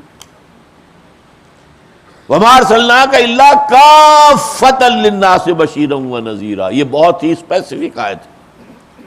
ہم نے نہیں بھیجا ہے آپ کو مگر تمام نوع انسانی کے لیے بشیر اور نذیر بنا کر۔ اور سورہ اعراف میں فرمایا اے نبی کہہ دو قل یا ایھا الناس انی رسول اللہ الیکم جمیعا، میں اللہ کا رسول ہوں تم سب کی طرف۔ اور عجیب بات ہے، حضور نے ابتدائی میں، قرآن میں تو یہ آیتیں بعد میں آئی ہیں، حضور نے تو ڈے ون سے یہ بات واضح کر دی تھی۔ بالکل آغاز میں جب آپ کو حکم ہوا وَأَنذِرْ عَشِيرَتَكَ الْأَقْرَبِينَ، اپنے قریبی رشتہ داروں کو، قرابت داروں کو خبردار کیجئے، آپ نے بنو ہاشم کی دعوت کا اہتمام کیا۔ بنو ہاشم پورا قبیلہ، مرد آئے ہوں گے، عورتیں نہیں، کھانا کھلایا۔ اب کھڑے ہو کر آپ نے اپنی بات کہنی چاہیے تو ہوٹنگ کی، ابو لہب نے، اوروں نے شور مچایا، سیٹیاں بجائیں، بات نہیں سنی، چلے گئے۔ چند دن کا وقفہ دے کر آپ نے پھر کیا، پھر علی کو حکم دیا رضی اللہ تعالی عنہ، علی اہتمام کرو کھانے کا، پھر بلایا، پھر سب آ گئے۔ اب جو آپ کھڑے ہوئے تو میں یہ کہا کرتا ہوں کہ لوگوں کو شرم آ گئی ہوگی کہ 2 مرتبہ کھانا کھا لیا ان کا، تو سن لو بھائی۔ اب آپ نے کھڑے ہو کر کہا ان الرائد لا یکذب اہل مہران، یہ خطبہ عظیم ترین خطبہ ہے۔ ہماری حدیث کی کتابوں کی حد تک، جہاں تک میرا مطالعہ، احادیث کا وہ ذخیرہ بہت وسیع ہے، ہو سکتا ہے کہیں ہو لیکن مجھے ملی نہیں ہے۔ یہ خطبہ مجھے ملا ہے نہج البلاغہ، جو اہل تشیع کی کتاب ہے، جس میں حضرت علی کے خطبات ہیں زیادہ تر، لیکن شروع میں یہ خطبہ نبوت جو ہے وہ دیا گیا، اور بہترین خطبہ ہے۔ ان الرائد لا یکذب اہلہ واللہ لو کذبت الناس جمیعا ما کذبتکم ولو غررت الناس جمیعا ما غررتکم۔ دیکھو، قافلے کا رہنما کبھی قافلے کو دھوکہ نہیں دیا کرتا، کبھی وہ راستے سے بھٹکائے گا؟ میں تمہارا رہنما ہوں۔ پھر عجیب بات، خدا کی قسم اگر میں بالفرض تمام نوع انسانی سے جھوٹ بول سکتا، کبھی تم سے تو کبھی نہ بولتا۔ You are my kith and kin, وَلَوْ غَرَرْتُ النَّاسَ جَمِيعًا مَا غَرَرْتُكُمْ، میں تمام انسانوں کو دھوکہ دے سکتا، تبھی تمہیں تو کبھی نہ دیتا۔ اب اس تمہید کے بعد بات کی، کس قدر شاندار تمہید ہے۔ اب فرمایا وَاللَّهِ الَّذِي لَا إِلَهَ إِلَّا هُوَ انی لرسول اللہ الیکم خاصۃ وإلی الناس عامۃ، میں اللہ کا رسول بھیجا گیا ہوں بنا کر تمہارے لیے خاص طور پر، چونکہ تم میں سے ہوں۔ هو الذی بعث فی الامیین رسولا منہم، تو بعثت عمومی، بعثت خصوصی اہل عرب کے لیے، اور عمومی وإلی الناس کافۃ، تمام انسانوں کی طرف بھی میں بھیجا گیا ہوں بالعموم۔ وہی لفظ ہے اس میں جو سورہ سبا کی آیت میں آیا ہے وَمَا أَرْسَلْنَاكَ إِلَّا كَافَّةً لِلنَّاسِ بَشِيرًا وَنَذِيرًا۔ یہ پہلا مظہر ہے رسالت کی تکمیل کا۔ اور یہاں بھی میں آپ سے عرض کر دوں، جو آخری نبی یا رسول تھے حضور سے پہلے وہ حضرت عیسیٰ، حضرت عیسیٰ اور حضور کے درمیان 600 سال کہلاتے ہیں فترت وحی، ان 6 صدیوں کے دوران کوئی نبی دنیا میں نہیں تھا، نبوت کا وقفہ تھا۔ آخری نبوت کے خورشید کے طلوع ہونے سے پہلے ایک شب گزری ہے، وَاللَّيْلِ إِذْ أَدْبَرَ وَالصُّبْحِ إِذَا أَسْفَرَ۔ یہ 600 برس کی رات اب اس نے پیٹھ دکھائی ہے، وہ جا رہی ہے، اور خورشید نبوت محمدی اور رسالت محمدی طلوع ہو گیا۔ کَلَّا وَالْقَمَرِ وَاللَّيْلِ إِذْ أَدْبَرَ وَالصُّبْحِ إِذَا أَسْفَرَ إِنَّهَا لَإِحْدَى الْكُبَرِ نَذِيرٌ لِلْبَشَرِ۔ حضرت عیسیٰ بھی یہ کہتے ہیں اپنی قوم سے، دیکھو میں صرف بنی اسرائیل کے گھرانے کی کھوئی ہوئی بھیڑوں کی تلاش میں آیا ہوں، اور اپنے حواریین سے کہتے ہیں بنی اسرائیل سے باہر تم نے اپنی دعوت و تبلیغ نہیں کرنی ہے۔ یہ موجود ہے، آج بھی انجیل کے اندر موجود ہے۔ صرف قرآن بھی کہتا ہے رسولاً الی بنی اسرائیل، سورہ آل عمران کے اندر وہ رسول بنا کر بھیجے گئے تھے بنی اسرائیل کی طرف۔ یہ بعد میں سینٹ پال نے جو تبدیلیاں کی ہیں، حضرت عیسیٰ کا دین ختم کر دیا اس نے۔ جیسے عبداللہ ابن سبا آیا تھا یہودی، اور لبادہ اوڑھ کر اس نے دین محمدی میں جو تقسیم اور تفریق پیدا کی ہے، ایسے ہی وہ یہودی جو ہے جب تک حضرت عیسیٰ دنیا میں تھے وہ بدترین دشمن تھا، پرسیکیوٹ کرتا تھا حضرت مسیح کو۔ حضرت مسیح اٹھا لیے گئے، اب اس نے لبادہ اوڑھا، مجھے بشارت ہوئی ہے، خواب میں ملاقات ہوئی ہے مسیح سے، اور میں نے ان کا دین قبول کر لیا۔ اور پھر وہ ایسا ہوا کہ سارے مسیحی جو ہے اس کی اکثریت وہ اس کی عقیدت مند بن گئے۔ اب اس نے تبدیلیاں کی، ایسی ایسی تبدیلیاں، توحید کو تثلیث میں بدل دیا۔ جیسے عبداللہ ابن سبا نے آ کر توحید کے اندر نقب لگائی حضرت علی خدا ہے، اس نے تو حضرت مسیح کو خدا کا بیٹا کہا تھا، اس نے حضرت علی کو کہا خدا ہے۔ اور یہ اہل تشیع کی اپنی کتابوں میں موجود ہے کہ حضرت علی نے اپنے دور خلافت میں عبداللہ ابن سبا اور اس کے ساتھیوں کو وارن کیا، باز آ جاؤ اس عقیدے سے ورنہ میں تمہیں زندہ جلا دوں گا۔ انہوں نے کہا نہیں، تو خدا ہے، ہماری آزمائش کر رہا ہے، کر لے آزمائش، جلا دے۔ اور حضرت علی نے جلایا ہے 40 آدمی زندہ اس عقیدے۔ توحید وہاں تثلیث میں بدل گئی۔ نمبر 2، تبلیغ کرو، رومیوں کے اندر بھی تبلیغ کرو۔ رومی تھے اس وقت اس کے حاکم، رومن امپائر، اور اس کے لیے کیا کیا؟ شریعت ساقط کر دی۔ جیسے ہمارے کاٹھیا واڑ کے علاقے میں کچھ اسماعیلی مبلغ آئے، انہوں نے کہا ہندوؤں سے تو مسلمان ہو جاؤ، بس ایک کام کرنا پڑے گا، تم 9 اوتار تو پہلے مانتے ہو، ایک اوتار علی کو مان لو، 10واں اوتار، بس تم مسلمان ہو گئے۔ تم پر نہ روزہ فرض کریں گے، نہ نماز فرض کریں گے، کچھ نہیں، شریعت ساقط۔ یہی کام پال نے کیا تھا، شریعت ساقط، شریعت موسوی ختم۔ لہذا حضرت مسیح کی تعلیمات کو بالکل ختم کر کے رکھ دیا۔ یہ دی 100 کے مصنف نے صاف لکھا ہے کہ جب تک مسیح دنیا میں تھے، عیسائیوں کی حیثیت یہودیوں کے ایک فرقے کی تھی، ایک جماعت کی تھی، وہ علیحدہ مذہب نہیں تھا۔ علیحدہ مذہب سینٹ پال نے بنایا۔ دس از پالزم ناٹ کرسچینٹی، اس کی نسبت پال کی طرف ہے۔ انہوں نے یہ کہا تھا کہ میری رسالت جو ہے وہ بھی صرف بنی اسرائیل کے لیے ہے، یہ صرف رسالت محمدی ہے جو پوری نوع انسانی کے لیے۔ اچھا، اس کا تعلق بھی ارتقاء کے ساتھ ہے۔ ایک تیسرا مادی ارتقاء بھی تو ہو رہا تھا نا، ذرائع رسل و رسائل۔ جب تک انسان پہیا جس نے ایجاد نہیں کیا تھا تو وہ گھسیٹتا تھا نا، کوئی سامان کو گھسیٹے گا اور کیا کرے گا؟ پہیا ایجاد ہو گیا، اب 2 پہیوں والا گڈھا بن گیا، اب کتنی آسانی سے اس کا روڈ آپ جو ہے کھینچ رہے ہیں۔ پہیا بہت بڑی ایجاد تھی۔ اسی طرح ہوتے ہوتے ہوتے ہوتے اب وہ دور آ گیا تھا کہ پوری نوع انسانی تک ایک پیغام پہنچایا جا سکتا تھا۔ ذرائع رسل و رسائل یہاں تک پہنچ گئے تھے، لہذا اب وہ رسالت آئی جو پوری نوع انسانی کے لیے۔ آج آپ کو معلوم ہے وہی فینومینن ہے، گلوبلائزیشن۔ یہ دنیا کیا ہے؟ ایک گلوبل ولیج۔ فاصلے ختم، فاصلوں کا وجود نہیں. آپ یہاں بیٹھے تقریر کر رہے ہیں، میری یہ تقریر اگر انتظام ہو تو آپ اسی وقت امریکہ میں بیٹھ کر سن سکتے تھے. آپ بش کی تقریریں یہاں سنتے رہے کہ نہیں؟ اس کا تعلق بھی ہے.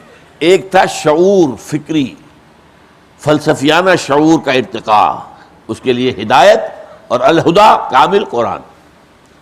ایک تھا تمدن کا ارتقاء، ہوتے ہوتے نظام کی ایک کیفیت، اور اس پہ نظام دین حق، معتدل نظام، system of social justice given by Allah and established by محمد صلی اللہ علیہ وسلم.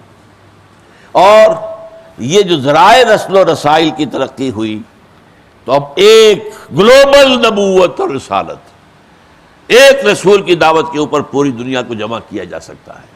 یہ پہلا مظہر ہے رسالت کی تکمیل. دوسرا مظہر، اے محمد صلی اللہ علیہ وسلم، آپ کے ذمے صرف تبلیغ نہیں ہے. آپ یہ کہہ کے بری نہیں ہو سکتے اللہ میں نے نظام پہنچا دیا ان کو. نظام قائم کر کے دکھاؤ. قائم کر کے نہیں دکھاؤ گے تو حجت قائم نہیں ہوگی. دنیا کہے گی کہ اچھی، بہت اچھی شاعری کی ہے، بڑا اچھا نظام بتایا ہے، بٹ اٹس ناٹ پریکٹیکیبل. آپ نے تو کہہ دیا. آپ کوئی کہہ سکتا ہے، کوئی شخص، آپ یہ نہ سمجھیے میں کہہ رہا ہوں، وہ کہہ سکتا ہے یہ اچھی شاعری کی ہے، سید القوم خادمہم، قوم کا سردار خادم ہوتا ہے. ارے یہ کوئی ہونے کی بات ہے؟ یہ شاعری تو ہو سکتی ہے، کوئی ہمارا عمل تو نہیں ہو سکتا. یہ کوئی ہونے والی بات ہے کہ خلیفہ وقت ایک خادم کے ساتھ سفر کر رہا ہو 1000 میل کا، مدینے سے بیت المقدس، ایک اونٹ، کوئی خدم حشم نہیں، کوئی باڈی گارڈ نہیں، کچھ نہیں. اور اسی ایک اونٹ کے اوپر چونکہ راستے کا راشن بھی ہے تو ایک آدمی بیٹھ سکتا ہے، دو نہیں بیٹھ سکتے. ایک منزل میں عمر اوپر بیٹھا ہوا ہے رضی اللہ تعالیٰ عنہ، خادم آگے چل رہا ہے رکیل پکڑ کر، اگلی منزل میں خادم اوپر براجمان ہے اور عمر خلیفہ وقت چل رہے ہیں آگے آگے رکیل تھام کر. کوئی ہونے والی بات ہے؟ کیا باتیں کر رہے ہو؟ These are fairy tales. یہ ہونے والی بات کر کے دکھاؤ. اب تو ماننا پڑے گا. ایک آیا تھا سفیر جو ایران کا، وہ مدینے میں گھومتا پھرا، کوئی محل نظر نہیں آیا اسے. پوچھا لوگوں سے اینا ملککم، تمہارا بادشاہ کہاں ہوتا ہے؟ بتایا گیا لیس لنا ملکن بل لنا امیر، ہمارا کوئی بادشاہ نہیں ہے، ہمارا ایک امیر ہے. بھائی وہ امیر کہاں ہے آخر یہ بتاؤ. معلوم ہوا کہ بیت المال کے کچھ اونٹ گم ہو گئے تھے اور لوگوں نے بہت تلاش کیا، نہیں ملے. اب ہمارا خلیفہ جو ہے گیا خود تلاش کر دیا.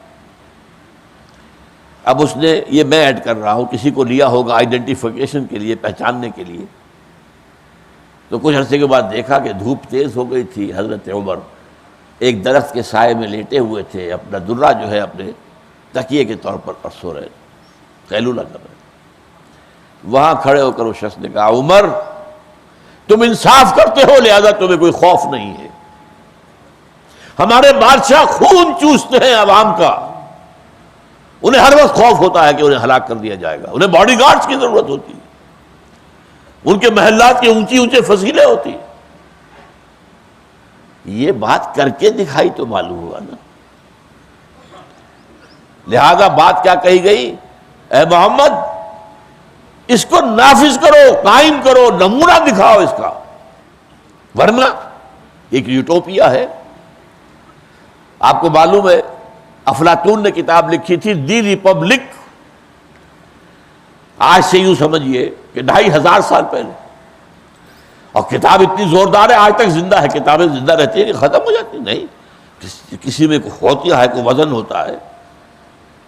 لیکن وہ نظام جو اس نے اس میں دیا ہے ریپبلک کا، وہ آج تک دنیا میں کہیں قائم نہیں ہوا. اسے یوٹوپیا کہہ دیں گے. یہ اس کی خیالی جنت تھی، وہ خیالی پلاؤ اس نے پکایا تھا، یہ ہونے والی بات نہیں تھی. یہی کہیں گے.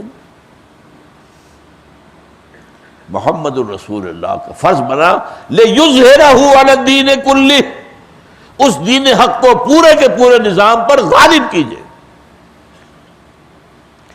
اور یہاں آپ سمجھ لیجئے ایک بات، تبلیغ کا کام بہت آسان ہے. زیادہ سے زیادہ کوئی جھڑک دے گا، جیسے ہمارے تبلیغی بھائیوں کو مسجدوں سے نکال دیتے ہیں، بسترے اٹھا کر پھینک دیتے ہیں بعض لوگ، ایسا ہو جائے گا. اور کیا ہوگا؟ نظام بدلنا، جان ہاتھ پر رکھ کر میدان میں آئے بغیر نظام نہیں بدل سکتے. کہیں کوئی نظام کا خلا نہیں ہے، ہر جگہ کوئی نظام ہے، بادشاہی نظام ہے یا جمہوری جو حکمرانی ہے عوام کا، ڈیوائن پاپولر ساورنٹی والا نظام ہے، جاگیردارانہ نظام ہے، سرمایہ دارانہ نظام ہے، اور اس نظام کے کسٹوڈینز اوپر بیٹھے ہیں حکومت کے اندر. آپ کے یہاں جاگیرداری ہوگا نا، آپ کا صدر جو ہے وہ بھی جاگیردار ہے، وزیر اعظم بھی جاگیردار ہے، پہلے بھی یہی تھا. فیوڈل لارڈز، صدر فاروق احمد لغاری جاگیردار، لغاری مداری اور اس کے وزن پر مداری جو بھی ہوں گے تو وہی، وہ آپ کو نظام بدلنے دیں گے؟ جس شاخ پر ان کا گھونسلہ ہے اسے کاٹنے دیں گے؟ جس نظام کے ساتھ ان کا ویسٹڈ انٹرسٹ ہے اسے ختم کرنے دیں گے؟ جس نظام میں ان کی پریولیج حقوق ہیں، پریولیج کلاسز ہیں، وہ کبھی بھی اس نظام کو ختم ہونے دیں گے؟ لہذا یہ کام ہے جان جوکھوں کا کام، اور یہ پورے انبیاء اور رسول کی تاریخ میں صرف محمد کے ہاں ہے صلی اللہ علیہ وسلم. اس سے پہلے دین کامل تھا ہی نہیں، اس سے پہلے تمدن اس سٹیج پر پہنچا ہی نہیں تھا. یہ تو تمدن کے ارتقاء کے اس مرحلے کا معاملہ ہے نا، اب دین کے قابل ہونے کا معاملہ ہے. ان اقیموا الدین ولا تتفرقوا فی، دین کو قائم کرو. دیکھیے قرآن مجید میں سورہ یوسف میں لفظ آتا دین الملک. مصر میں جب حضرت یوسف علیہ السلام تھے وہاں پر، اور ان کے پاس آ گیا تھا چھوٹا بھائی بنیامین، اسے اپنے پاس روکنا چاہتے تھے، لیکن جس بادشاہ کے تحت وہ ایک بہت بڑے وزیر کہہ لیں، بہت بڑے چیف سیکرٹری کہہ لیں، فوڈ منسٹر کہہ لیں، جو بھی چاہے کہہ لیں، بادشاہ تو وہ نہیں تھے نا. بادشاہ تو وہ تھا جس نے خواب دیکھا تھا اور اس کے خواب کی تعبیر بتائی تھی، تو وہ وہاں تک پہنچ گئے تھے. جیل سے نکل کر زندان سے نکلے اور ایک بڑے اونچے مقام تک بن گئے، بڑے درباری بن گئے. ما کان لیاخذ اخاہ فی دین الملک. وہ جو ملک کا نظام تھا، وہ نظام کیا تھا؟ سارا اختیار ملک کے ہاتھ میں، ساورن وہ ہے، جو بات کہہ دے وہی قانون ہے. یہ نظام تھا، پوری دنیا میں رہا ہے. وہ فرعون ہو، نمرود ہو، سب بادشاہت جہاں بھی تھی، ساورنٹی. جیسے فرعون کا قول آیا ہے، یہ موسیٰ کے زمانے کا فرعون، الیس لی ملک مصر، کیا ملک مصر کی بادشاہی میرے ہاتھ میں نہیں ہے؟ وہذہ الانہار تجری من تحتی، اور یہ جو نہریں ہیں، جو آب پاشی کا نظام ہے، یہ میرے ان کنٹرول میں ہے. جس کا چاہوں گا موگا بند کر دوں گا، جب چاہوں گا پانی بند کر دوں گا. I am the authority. یہ نظام تھا جس کو دین الملک کہا گیا. دین اللہ کیا ہے؟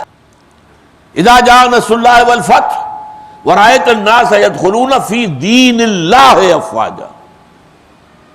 sovereignty belongs to God، اللہ، اس کا نمائندہ رسول. اللہ اور اس کے رسول کی بات سب سے بالا، سب سے بالا، سب سے بالا. جہاں کوئی حکم آ گیا ہے اللہ کا اور اس کے رسول کا، آپ کے نمائندے منتخب ہوا کریں، 100% ہوں، کوئی تبدیلی کرنے کے مجاز نہیں. ہاں جہاں کوئی حکم نہیں ہے اللہ کا اور اس کے رسول کا، تو یہ امرہم شورا بینہم، یہ گویا کہ اللہ نے تمہارے حوالے کر دیا، یہاں تم فیصلے کر لو. جیسے ہمارے ہاں آپ کو معلوم ہے، یہ کوئی 65 برس پہلے ہی کی بات کر لیجئے نا، اس سے پہلے تقریباً 200 برس یا 100 برس میں یہ بات رہی. ہمارا سورن کون ہوتا تھا؟ ملکہ یا بادشاہ، وہ انگلستان میں مقیم. ہندوستان میں viceroy, what was the relationship? جو فرمان آ گیا ہز میجسٹیز گورنمنٹ یا ہر میجسٹیز گورنمنٹ کا، وہ واجب التعمیل ہے، اس میں وائس رائے کوئی کمی بیشی نہیں کر سکتا، وہ وہاں کا حکم ہے، سورن کا حکم۔ جہاں وہاں کوئی حکم ان کا نہیں ہے، اب یہ وائس رائے کی ذمہ داری ہے وقتی حالات، موجودہ حالات، اس وقت کے جو بھی حالات ہیں، جو مصلحتیں ہیں، جو مملکت کی مصلحتیں، سوچیں اور فیصلہ کریں۔ یہی ہے خلافت کا نظام، اللہ کی حاکمیت، انسان کی خلافت۔ جو حکم اللہ اور اس کے رسول کا ہے واجب و تسلیم، واجب التعمیل۔ جہاں کوئی حکم نہیں ہے امرہم شورا بینہم، آپس میں مشورے سے طے کر لیں۔ یہ ہے دین اللہ۔ لیکن جیسا کہ میں عرض کر رہا تھا، دین اللہ کو قائم کرنے کے لیے جو جد و جہد کرنی پڑی ہے محمد رسول اللہ صلی اللہ علیہ وسلم کو۔ پہلی بات تو یہ کہ رسالت کی تکمیل کا مظہر یہ ہے کہ آپ نے دین صرف پہنچایا نہیں، قائم کر کے دکھایا۔ یہ تکمیل رسالت۔ دعوت تو دیتے رہے، تبلیغ تو سبھی کرتے رہے انبیاء، لیکن یہ کام صرف محمد رسول اللہ کے دست مبارک سے ہوئی۔ اور آخری بات اب بتا رہا ہوں، اس میں تکمیل رسالت کے ساتھ ساتھ تکمیل انسانیت کا پہلو ہے۔ حضور نے جو جد و جہد کی ہے اس دین کو قائم کرنے کے لیے، وہ خالص ہیومن سٹرگل، ہیومن ایفرٹ کی بنیاد پر، زمین پر، گراؤنڈ پر، قدم بقدم چل کر، قدم قدم پر مشکلیں، قدم قدم پر رکاوٹیں، قدم قدم پر آزمائشیں، ان تمام سے عہدہ برا ہو کر گویا کہ انسانی سطح پر جد و جہد کر کے نظام قائم کیا۔ سیرت کے پڑھنے والے جانتے ہیں معجزات کا دخل نہ ہونے کے برابر، یہ میں نہیں کہتا بالکل نہیں ہے، نہ ہونے کے برابر ہے۔ غار ثور میں اللہ نے بچایا ہے کبوتری کے انڈوں سے اور مکڑی کے جالے سے، یہ اللہ کی مدد تھی۔ لیکن آپ کو معلوم ہے بنی اسرائیل کو بھوک لگی، کھانے کو کچھ نہیں تھا، من و سلوہ نازل ہو گیا۔ غزوہ تبوک میں انتہائی بھوک کا عالم، فاقے۔ غزوہ احزاب میں پیٹوں پر پتھر بندھے ہوئے، فاقے سے کمر دوہری ہو رہی ہے، کوئی من و سلوہ نازل نہیں ہوا۔ جھیلو، برداشت کرو، تحمل سے، برداشت سے، صبر سے، ایثار سے، مساورت سے، مقاومت سے، استقلال سے، استقامت سے جاؤ، کامیابی حاصل کرو ان سے۔ کوئی من و سلوہ نازل ہوا؟ جب سفر کر رہا تھا بنی اسرائیل کا قافلہ صحرائے سینا میں، اوپر ایک ابر کا سائبان ساتھ ساتھ چل رہا ہے۔ کیا غزوہ تبوک میں حضور کے سفر پر تھا؟ معجزات کا اس کے عمل دخل نہ ہونے کے برابر ہے۔ سارا ہیومن سٹرگل، ہیومن سفرنگ، کیسے کیسے مرحلے آئے ہیں، اس پر مجھے ذرا تفصیلی گفتگو تو پرسوں شام کو کرنی ہے۔ لیکن یہ کہ جس نے بھی سیرت کا مطالعہ کیا، بدقسمتی ہماری کیا ہے، عید میلاد النبی بھی منائیں گے، حالانکہ عید میلاد النبی نام کی کوئی عید اسلام میں نہیں ہے۔ عیدیں دو ہی ہیں، عید الفطر ہے، عید الاضحیٰ ہے۔ اور ہمیں خود یاد ہے بچپن کے اندر کسی عید کا نام نہیں سنا تھا ہم نے۔ اور یہ بھی نوٹ کر لیجئے 12 ربیع الاول حضور کا یوم پیدائش نہیں ہے، یہ آپ کا یوم وفات ہے۔ ہمارے بچپن میں ہم یوم وفات مناتے تھے، 12 وفات، اور کیا کرتے تھے؟ اس میں کھانا پکا کے غریبوں کو کھلا دیا، بس۔ کوئی عید، کوئی ڈھمکے، کوئی ڈھول، کوئی آتش بازیاں، کچھ۔ لیکن وہاں تقریبیں بھی ہوتی ہیں تو حضور کا حسن، حضور کی زلفیں، حضور کی آنکھوں کا حسن، حضور کی کملی کا معاملہ، حضور کا سایہ نہیں تھا، وغیرہ وغیرہ۔ وہ سیرت کوئی نہیں سناتا۔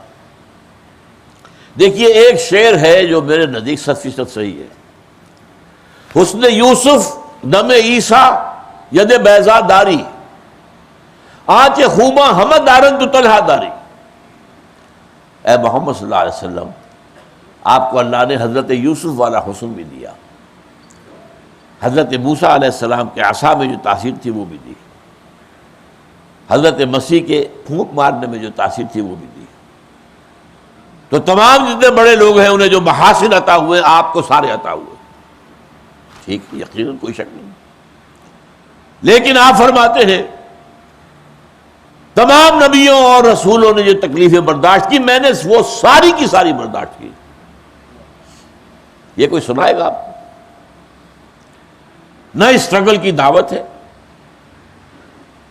نہ اس کی جد و جہد ہے، نہ اس کا ذکر ہے۔ کیا کچھ بیتی ہے حضور پر آپ سوچئے۔ طائف کا منظر،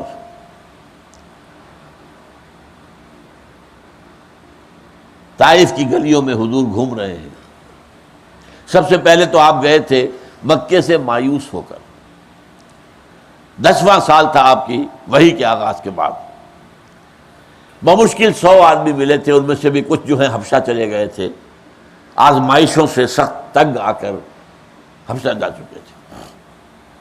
ادھر ابو طالب کا انتقال ہو گیا اور فیصلہ ہو رہا ہے، اب قریش فیصلہ کر اب قتل کرو محمد کو صلی اللہ علیہ وسلم۔ یہ بنو ہاشم کا سردار ابو طالب ان کو سپورٹ کر رہا تھا نا، وہ بھی گیا۔ آپ گئے ہیں طائف اس خیال میں کہ شاید وہاں 3 بڑے بڑے سردار ہیں، انہیں تبلیغ کروں، اگر وہ کوئی ایمان لے آئے تو میں اپنا مرکز اپنا بیس شفٹ کر دوں گا۔ تینوں نے وہ بات کی ہے، توہین اور تسلیل۔ نکل جاؤ یہاں سے، تمہارے سوا کوئی نہیں ملا تھا اللہ کو رسول بنانے کے لیے، مفلس اور قلاش یتیم تم ہی رہ گئے تھے اللہ کے پاس۔ ظاہر بات ہے، حضور تو یتیم پیدا ہوئے تھے، کوئی دولت تھی نہیں، انتہائی مفلسی میں آپ کا بچپن گزرا ہے۔ حضور خود فرماتے ہیں کہ میں چند ٹکوں کے عوض قریش کی بھیڑیں بکریاں چرایا کرتا تھا۔ ایک نے کہا فوراً نکل جاؤ، ہو سکتا ہے تم سچے ہو، اگر تم سچے ہو اور میں کوئی توہین کر بیٹھا مارا جاؤں گا میں، اور اگر جھوٹے ہو تو میں جھوٹے کو تو منہ لگانا نہیں چاہتا، جاؤ۔ سوچئے کلیجے سے پار ہونے والے جھوٹے۔ جب مایوس ہو کر باہر نکلنا چاہا ہے تو اسٹریٹ ارچنز کو اشارہ کر دیا ان کی خبر لو۔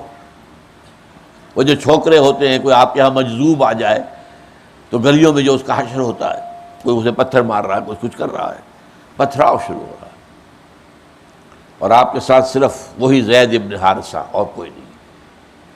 میں حیران ہوتا ہوں کہ جو سائے کے ساتھ رہنے والا ابو بکر تھا وہ بھی اس روز ساتھ نہیں تھا۔ پتہ نہیں اللہ کی حکمت، اللہ کو کوئی کلائمیکس دکھانا تھا۔ اب ادھر سے پتھر آ رہے ہیں، زید حضرت زید سامنے آ جاتے ہیں، پتھر اپنے اوپر روک لیتے ہیں، لیکن پیچھے سے آ گئے، وہ پیچھے آتے ہیں تو آگے سے آ رہے ہیں۔ ایک آدمی چاروں طرف سے تو نہیں روک سکتا، جسم لہو لہان، اور خون جم گیا ہے جوتیوں میں جا کر۔ یہ کس کا نقشہ ہے؟ حبیب رب العالمین، سید الاولین والآخرین، خاتم النبیین، آخر المرسلین، یہ نقشہ۔ اس کے بعد آپ واپس آتے ہوئے تھوڑی دیر ایک باغ کے اندر آپ نے آرام کیا ہے، اس وقت جو دعا مانگی ہے اسے سنیے، پڑھیے۔ اللہم الیک اشکو ضعف قوتی وقلت حیلتی، اے اللہ تیری جناب میں فریاد لے کر آیا ہوں اپنی قوت کی کمی کا، اپنے وسائل کی کمی کا۔ الی من تکلنی، مجھے کس کے حوالے کر دیا؟ الی بعید یتجہمنی، دشمن کے حوالے کر دیا مجھے، جو میرے اوپر ہجوم کر رہا ہے، حملہ کر رہا ہے۔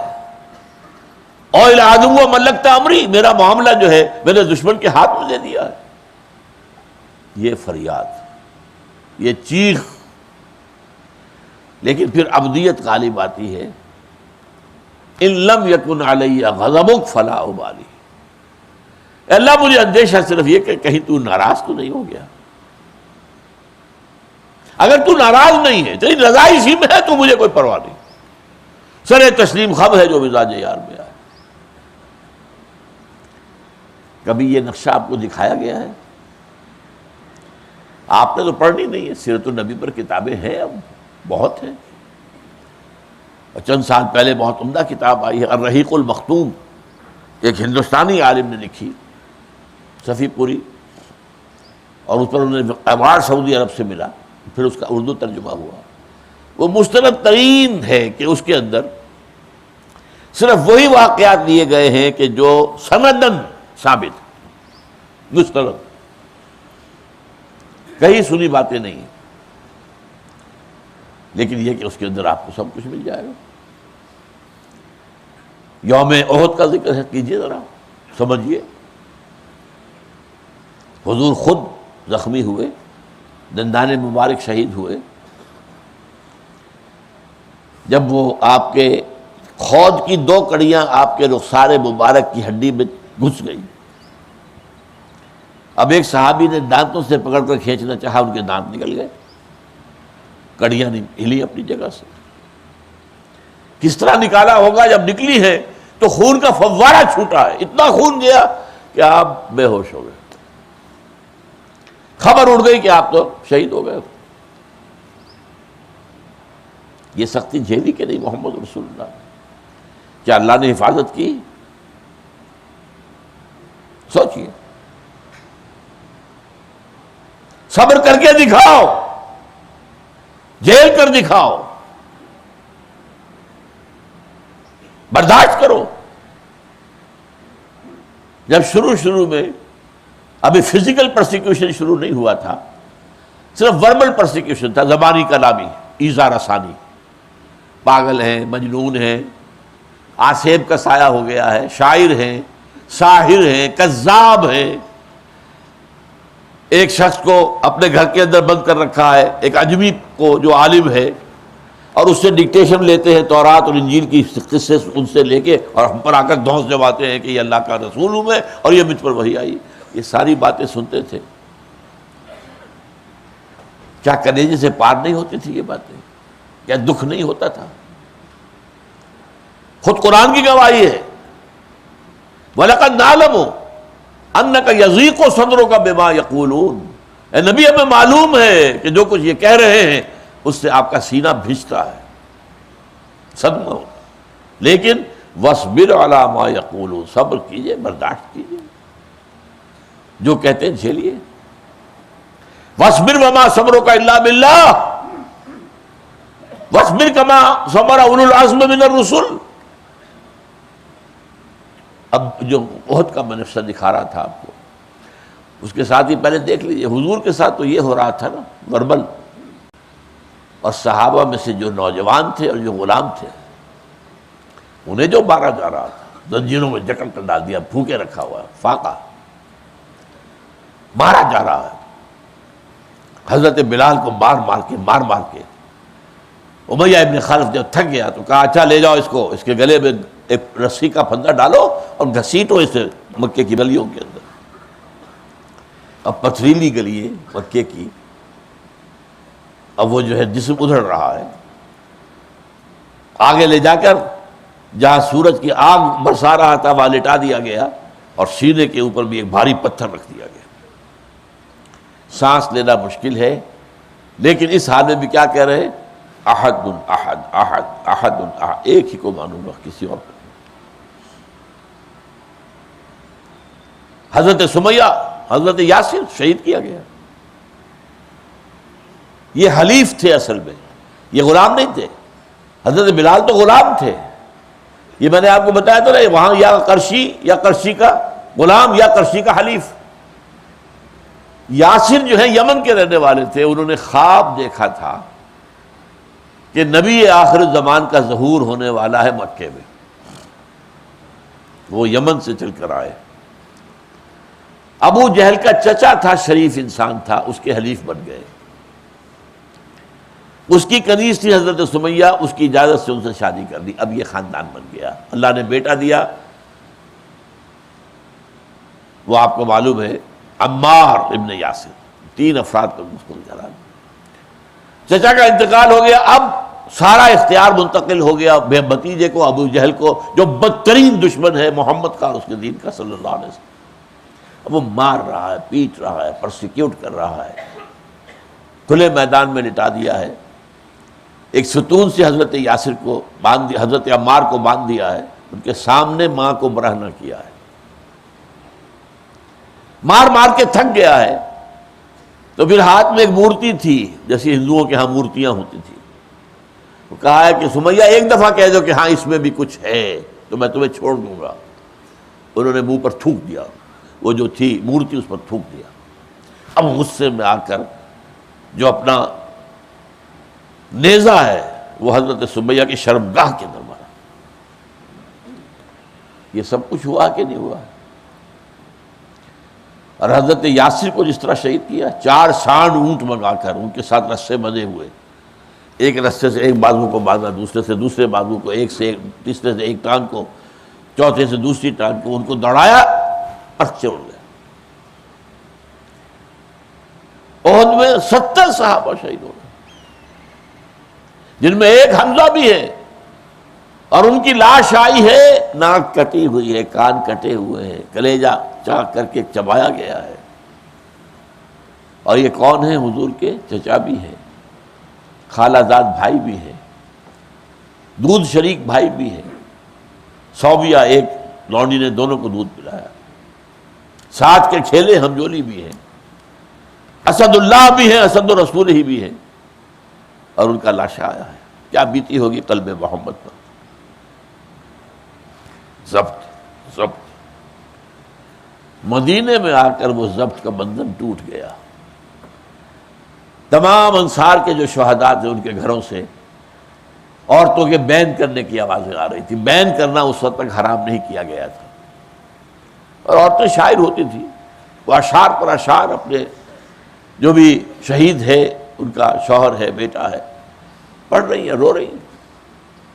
اس وقت حضور کی زبان سے الفاظ نکلے، اما حمزہ تو فلا بواکی لہو، ہائے حمزہ کے لیے تو کوئی رونے والیاں بھی نہیں ہے۔ مدینے میں کون جانتا حمزہ کو؟ اگر مکے میں یہ حادثہ ہوتا، عبد المطلب کا بیٹا، مکے میں کوہرام بچا ہوتا، یہاں کوئی رونے والی نہیں۔ تب انصار نے بھیجا ہے اپنے ہاں کی خواتین کو حضرت صفیہ کے گھر، جو حضور کی پھوپھی حضرت حمزہ کی ہمشیرہ تھی، ان کے گھر جا کر انہوں نے بیان کیا ہے، تعزیت کی۔ یہ میں نے چند جھلکیاں دکھائی ہیں آپ کو، اس پر مفصل گفتگو میری انشاءاللہ پرسوں ہونی ہے۔ اگر تو آپ کو کوئی پیدا ہوئی ہے کوئی دلچسپی، وہ پروسیس کیا تھا جس کے ذریعے سے یہ انقلاب برپا کیا محمد نے، جس کے بارے میں دنیا کہتی ہے کہ عظیم ترین انقلاب تھا۔ ایم این رائے پچھلی صدی کا ایک ایسا آدمی تھا، بنگالی کمیونسٹ ہندو، اور کمیونسٹ کی جو ہائیسٹ پارٹی تھی دی کمیونسٹ انٹرنیشنل، اس کا رکن تھا، لینن کا پرسنل فرینڈ۔ اس نے تقریر کی لاہور میں 1920 میں، انقلاب روس آیا تھا 1917 میں، 3 سال کے بعد۔ The historical role of Islam, بریڈ لاہور، لاہور۔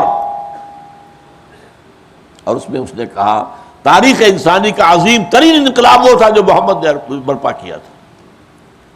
یہ جو فتوحات ہوئی ہیں صحابہ کے ذریعے سے، یہ فتوحات سکندر کے فتوحات کی طرح کی نہیں ہے، یہ اٹیلا کی فتوحات نہیں ہے، یہ چنگیز خان کی نہیں ہے۔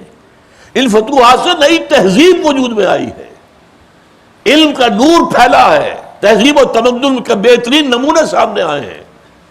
یہ انقلاب، یہ عظیم ترین انقلاب تھا جو محمد نے برپا کیا۔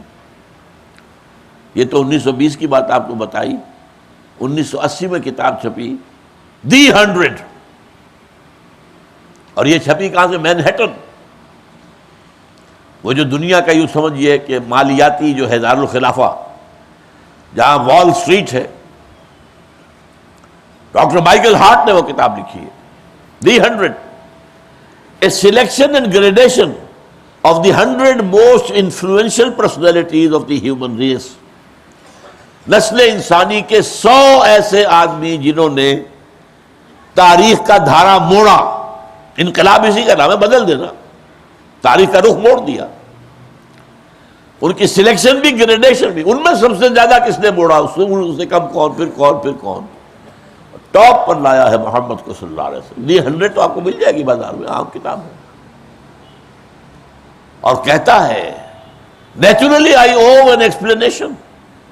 میں عیسائی ہوں، حضرت مسیح کو نمبر 3 پر رکھ رہا ہوں اور محمد کو نمبر 1 پر. تو مجھے ظاہر بات ہے کوئی توجیہ تو کرنی پڑے گی نا. وجہ کیا ہے؟ This is because he is the only person supremely successful in both the religious and secular planes. یہ جو آج کا تصور ہے، ایک مذہبی میدان ہے، ایک سیاسی میدان ہے. جتنے بڑے لوگ دوسرے ہیں وہ یا اس میدان میں اونچے ہیں تو ادھر کچھ نہیں، یا اس میدان میں اونچے ہیں تو ادھر کچھ نہیں. سکندر ہے، اٹیلا ہے، کوئی اور ہے، کانکرر ہے، بڑے بادشاہ ہے، تو روحانیت میں اور مذہب میں کوئی مقام نہیں ان کا. اور گوتم بدھ ہے، حضرت مسیح ہے، بہت اونچے ہیں روحانیت کے اندر، دین میں، مذہب میں، سیاست میں زیرو ہیں. یہ ایک ہی شخص ہے انسانی تاریخ کا، نسل کا، محمد صلی اللہ علیہ وسلم، جو ان دونوں میدانوں میں بیک وقت عظمت کی انتہا پر فائز ہے. ٹوئن ٹاور سمجھ لیجئے، وہ جو گرائے گئے ہیں، 2 ٹاور جو کھڑے ہوئے تھے. ایک طرف مذہبی اعتبار سے بلند ترین شخصیت، ایک طرف سیاسی اور حکومت اور ریاستی اعتبار سے بلند ترین شخصیت. دی اونلی، اس لیے میں ضرور کہوں ایک ہی آدمی ہے، دوسرا کوئی ہے ہی نہیں. یا ادھر اونچے ہیں تو ادھر نیچے ہے، یا ادھر اونچے ہیں تو ادھر نیچے. تو یہ کام کیسے کیا؟ یہ معجزہ بغیر معجزوں کے عظیم ترین معجزہ کیسے رونما ہو گیا؟ یہ بات سمجھنے کی ہے، اس سے امید پیدا ہوتی ہے. اور یہ اصل میں حجت قائم کی ہے. دیکھیے نظام قائم کر کے دکھا دیا پوری نوع انسانی کے لیے حجت. دیکھ لو، بتاؤ یہ بہترین نظام تھا کہ نہیں؟ زیادہ سے زیادہ ہمیں کوئی کہے گا ٹھیک ہے اچھا نظام تھا، اب تم بتاؤ ہے کہیں وہ نظام؟ پدرم سلطان بود ٹھیک، تمہارا بادشاہ تو تمہارا باپ تو، تم کیا تراچے، تم کیا ہو، تم اپنی بات کرو نا، یہی کہیں گے نا. لیکن یہ ماننا پڑے گا. ایچ جی ویلز جیسا شاطم رسول، روشنی کی طرح کے اس نے حملے کیے ہیں حضور پر، آپ کی سیرت پر، آپ کی گھریلو زندگی پر. لیکن وہ آیا ہے concise history of the world کے اندر. اس چیپٹر جو ہے خطبہ حجۃ الوداع کے وہ الفاظ نوٹ کیے ہیں، لا فضل لعربی علی عجمی ولا لعجمی علی عربی ولا لاسود علی احمر ولا لاحمر علی اسود. اور پھر لکھتا ہے بہترین الفاظ، although the sermons of human freedom, fraternity and equality، یہ 3 الفاظ یاد کیجئے، انسانی حریت، اخوت اور مساوات. although the sermons of human freedom, fraternity and equality were said before also، بعض تو پہلے بھی بہت کہے گئے تھے. اور عیسائی ہے کہہ رہا ہے we find lot of such sermons in Jesus of Nazareth، مسیح ناصری علیہ الصلوۃ والسلام. ان کے ہاں بھی ہمیں واعظ تو بہت ملتے ہیں، but it must be accepted that it was Muhammad who for the first time in history established a society on these principles. یہ معاملہ ماننا پڑے گا کہ یہ محمد تھے جو انہوں نے پہلی مرتبہ تاریخ انسانیت میں ان اصولوں پر معاشرہ قائم کر کے دکھایا. ایک بات نوٹ کر لیجئے، تازہ ایڈیشن جو اس کتاب کے ہیں concise history of the world, اس میں سے یہ الفاظ نکال دیے گئے. یہ کڑوی گولی جو ہے ان ایڈیٹر، نئے ایڈیٹرز جو ہیں ان کے حلق سے نہیں اتری. لیکن مبادہ آپ سمجھیں کہ میں نے غلط بات کہی ہے، آپ کوئی پرانی لائبریریوں میں سے پرانے ایڈیشن نکال کے آپ کو مل جائے گا. اس کی 2 کتابیں ہیں، short history of the world اور دوسری ہے concise history of the world. Concise history of the world کے اندر آپ کو یہ خطبہ حجۃ الوداع کے اس حوالے کے ساتھ یہ الفاظ ملیں گے. تو حجت قائم ہو گئی. اسی کا ایک واقعہ آپ کو اور سنا دیتا ہوں میں. جس زمانے میں ریولوشن آیا ہے روس میں، حضرت شیخ الہند رحمۃ اللہ علیہ گئے ہیں سعودی عرب، سعودی نہیں تھا اس وقت، وہ تو حسین تھا والی مکہ، اور وہاں سے اصل میں مقصد کیا تھا کہ مدینے میں اس وقت تک گورنر ترک موجود تھا، ٹرکش، ابھی آٹومان امپائر انٹیکٹ تھی، ان کے ذریعے سے تاکہ ان سے کہیں کہ آپ ادھر سے حملہ آور ہو، ہم ہندوستان کے اندر انگریز کے خلاف بغاوت کریں گے اندر سے، تاکہ انگریز سے ہماری نجات ہو جائے۔ وہ شریف حسین والی مکہ نے گرفتار کر کے پیش کر دیا، پلیٹ میں رکھ کر انگریز کے سامنے، لو یہ آپ کا باغی یہاں پہ فساد مچا رہا ہے۔ He was handed over to the Britishers، اور اس نے کہاں رکھا؟ مالٹا میں، اسیر مالٹا، ہندوستان واپس نہیں لائے ان کو۔ اقبال کے نفس سے ہے لالے کی آگ تیز، ایسے غزل سرا کو چمن سے نکال دو۔ بہرحال یہی معاملہ ہو رہا تھا مولانا عبید اللہ سندھی کے ساتھ، انہیں بھیجا گیا تھا کابل، امیر کابل سے کہو وہ حملہ آور ہو، اندر سے ہم بغاوت کریں گے، انگریز کو نکالیں۔ وہ امیر کابل کا بھی معلوم ہو گیا، عبید اللہ سندھی کو بھیجا گیا تھا وہاں، وہ سکھ تھے جو مسلمان ہوئے تھے، اور جو نوجوان تھے، جاندار آدمی تھے، انہیں پتہ چلا یہ گرفتار کرنے لگے، وہ بھاگ کر روس چلے گئے، واپس تو آ نہیں سکتے، ادھر تو انگریز پکڑے گا فوراً۔ روس گئے، روس میں انقلاب ابھی تازہ آیا تھا۔ آپ کو معلوم ہے انقلاب جب آتا ہے تو کچھ عرصے تک ہر چیز جو ہے وہ ابھی طے نہیں ہوئی ہوتی، میلٹنگ پاٹ میں ہوتی، ابھی نیا نظام پوری طریقے سے جڑیں جما نہیں چکا ہوتا، تو ابھی وہ میلٹنگ پاٹ میں تھا۔ اس نے کہا کہ میں اگر لینن سے ملاقات کر کے اسلام کا نظام اسے بتاؤں تو کیا عجب، انہوں نے بادشاہ سے نجات حاصل کر لی تو وہ ہمارا نظام اختیار کر لیں۔ لینن بستر مرگ پر تھا، اس کا نمبر 2 ٹراٹسکی تھا، لینن، وہ اسٹالن نہیں تھا، اسٹالن تو سازش کر کے جو ہے وہ مقام حاصل کیا، اور ٹراٹسکی تھا۔ لینن نے معذرت کر لی اور کہا کہ ٹراٹسکی سے بات کر لیجیے۔ ٹراٹسکی نے بڑی بات سنی، بہترین بات سنی، ہاں، اور کہا مولانا جو نظام آپ بتا رہے ہیں واقعتاً بہترین ہے، لیکن آپ نے اسے کہیں قائم کیا ہے؟ مولانا عبید اللہ سندھی کہتے ہیں اس کے بعد میری نگاہیں نیچی ہو گئی، میں اس سے آنکھیں چار نہیں کر سکتا۔ بھئی اعلیٰ نظام ہے تو قائم کرو نا، یہ اوروں میں ریوڑیاں بانٹنے آ گئے ہو، اپنے بچوں کو دو نا۔ دلیل ہے سیدھی سیدھی، یہ دلیل ختم کرنے کے لیے، کیونکہ دوبارہ یہ نظام دنیا میں آئے گا اور گلوبل ہوگا، اب تو ہر چیز گلوبل ہو رہی ہے نا، گلوبل آئے گا، کیپٹلزم گلوبلائز ہو رہا ہے، اور اس کے خلاف بھی ریزنٹمنٹ ہے، اور اس کا ٹائر پنکچر ہو چکا ہے امریکہ میں، کیپٹلزم کی ماں جو ہے اس کی ہوا نکل چکی ہے، گلوبلائزیشن آف کیپٹلزم۔ اب انہیں اندیشہ ہے اسلام نہ آ جائے۔ یہ جو شعر کہا تھا اقبال نے آج سے 60 سال پہلے، ابلیس کی مجلس شورا میں ابلیس سے کہلوایا ہے، ابلیس کہتا ہے عصر حاضر کے تقاضاؤں سے ہے، لیکن یہ خوف ہو نہ جائے آشکارا شرع پیغمبر کہیں۔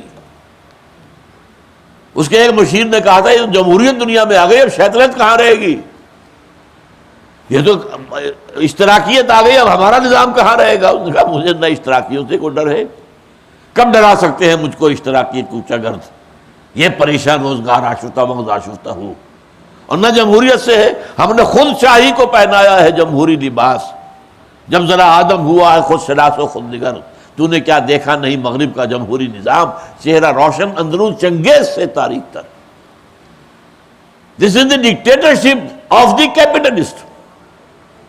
بلینئر ہی کوئی الیکشن لڑ سکتا ہے نا، یا بلینئرز کی مدد سے پھر ان کا اعلی کار بن جائے گا، جو ملینز اور بلینز آف ڈالر دیتے پھر اپنی باتیں چلوائیں گے کہ نہیں، یا آپ خود ملینئر ہو تو میدان میں آئے۔ تو وہ تو کیپٹلزم جو ہے اس وقت سرمایہ داروں کی ایک تعمریت ہے، لیکن یہ خطرہ ہے کہ اسلام دنیا میں کہیں نہ آ جائے۔ ہے اگر کوئی خطر مجھ کو تو اس امت سے ہے، یہ ابلیس کہہ رہا ہے، مسلمانوں سے مجھے خوف ہے، ان کی خاکستر میں ہے اب تک شرار آرزو۔ جیسے انگارہ ہوتا ہے، اوپر راکھ آ جائے تو آپ کو نظر نہیں آتا کہ اندر آگ ہے، آگ تو ہوتی ہے۔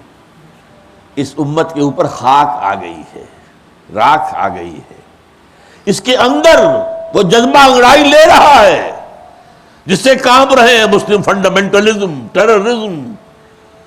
یہ اسلام کا نظام جو بھی مانتے ہیں وہ ہمارے دشمن ہیں، ہمیں ختم کرنا، انہیں ختم کر کے رہے. لیکن یہ کہ بالآخر اسلام آئے گا.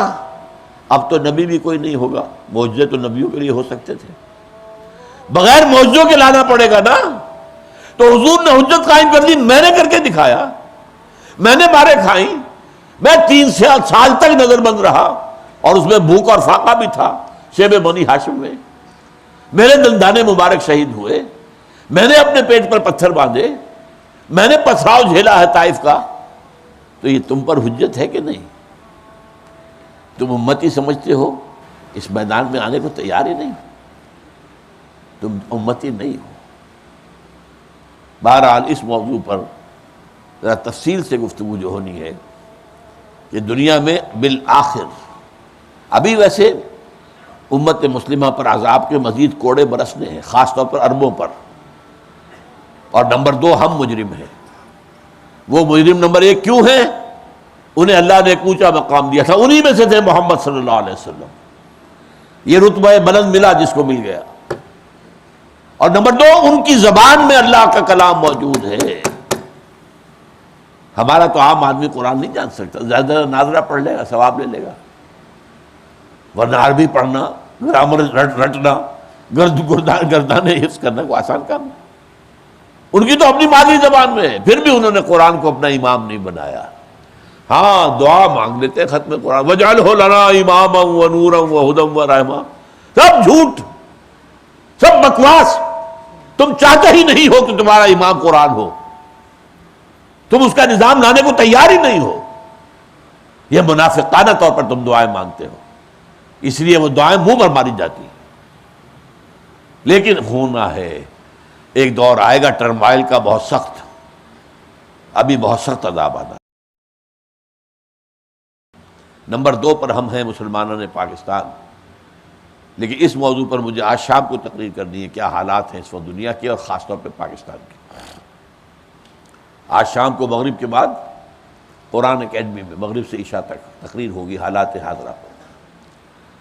لیکن یہ کہ وہ انقلاب محمدی کے مراحل کیا تھے، اس پر گفتگو پرسوں ہوگی بعد نماز عشاء.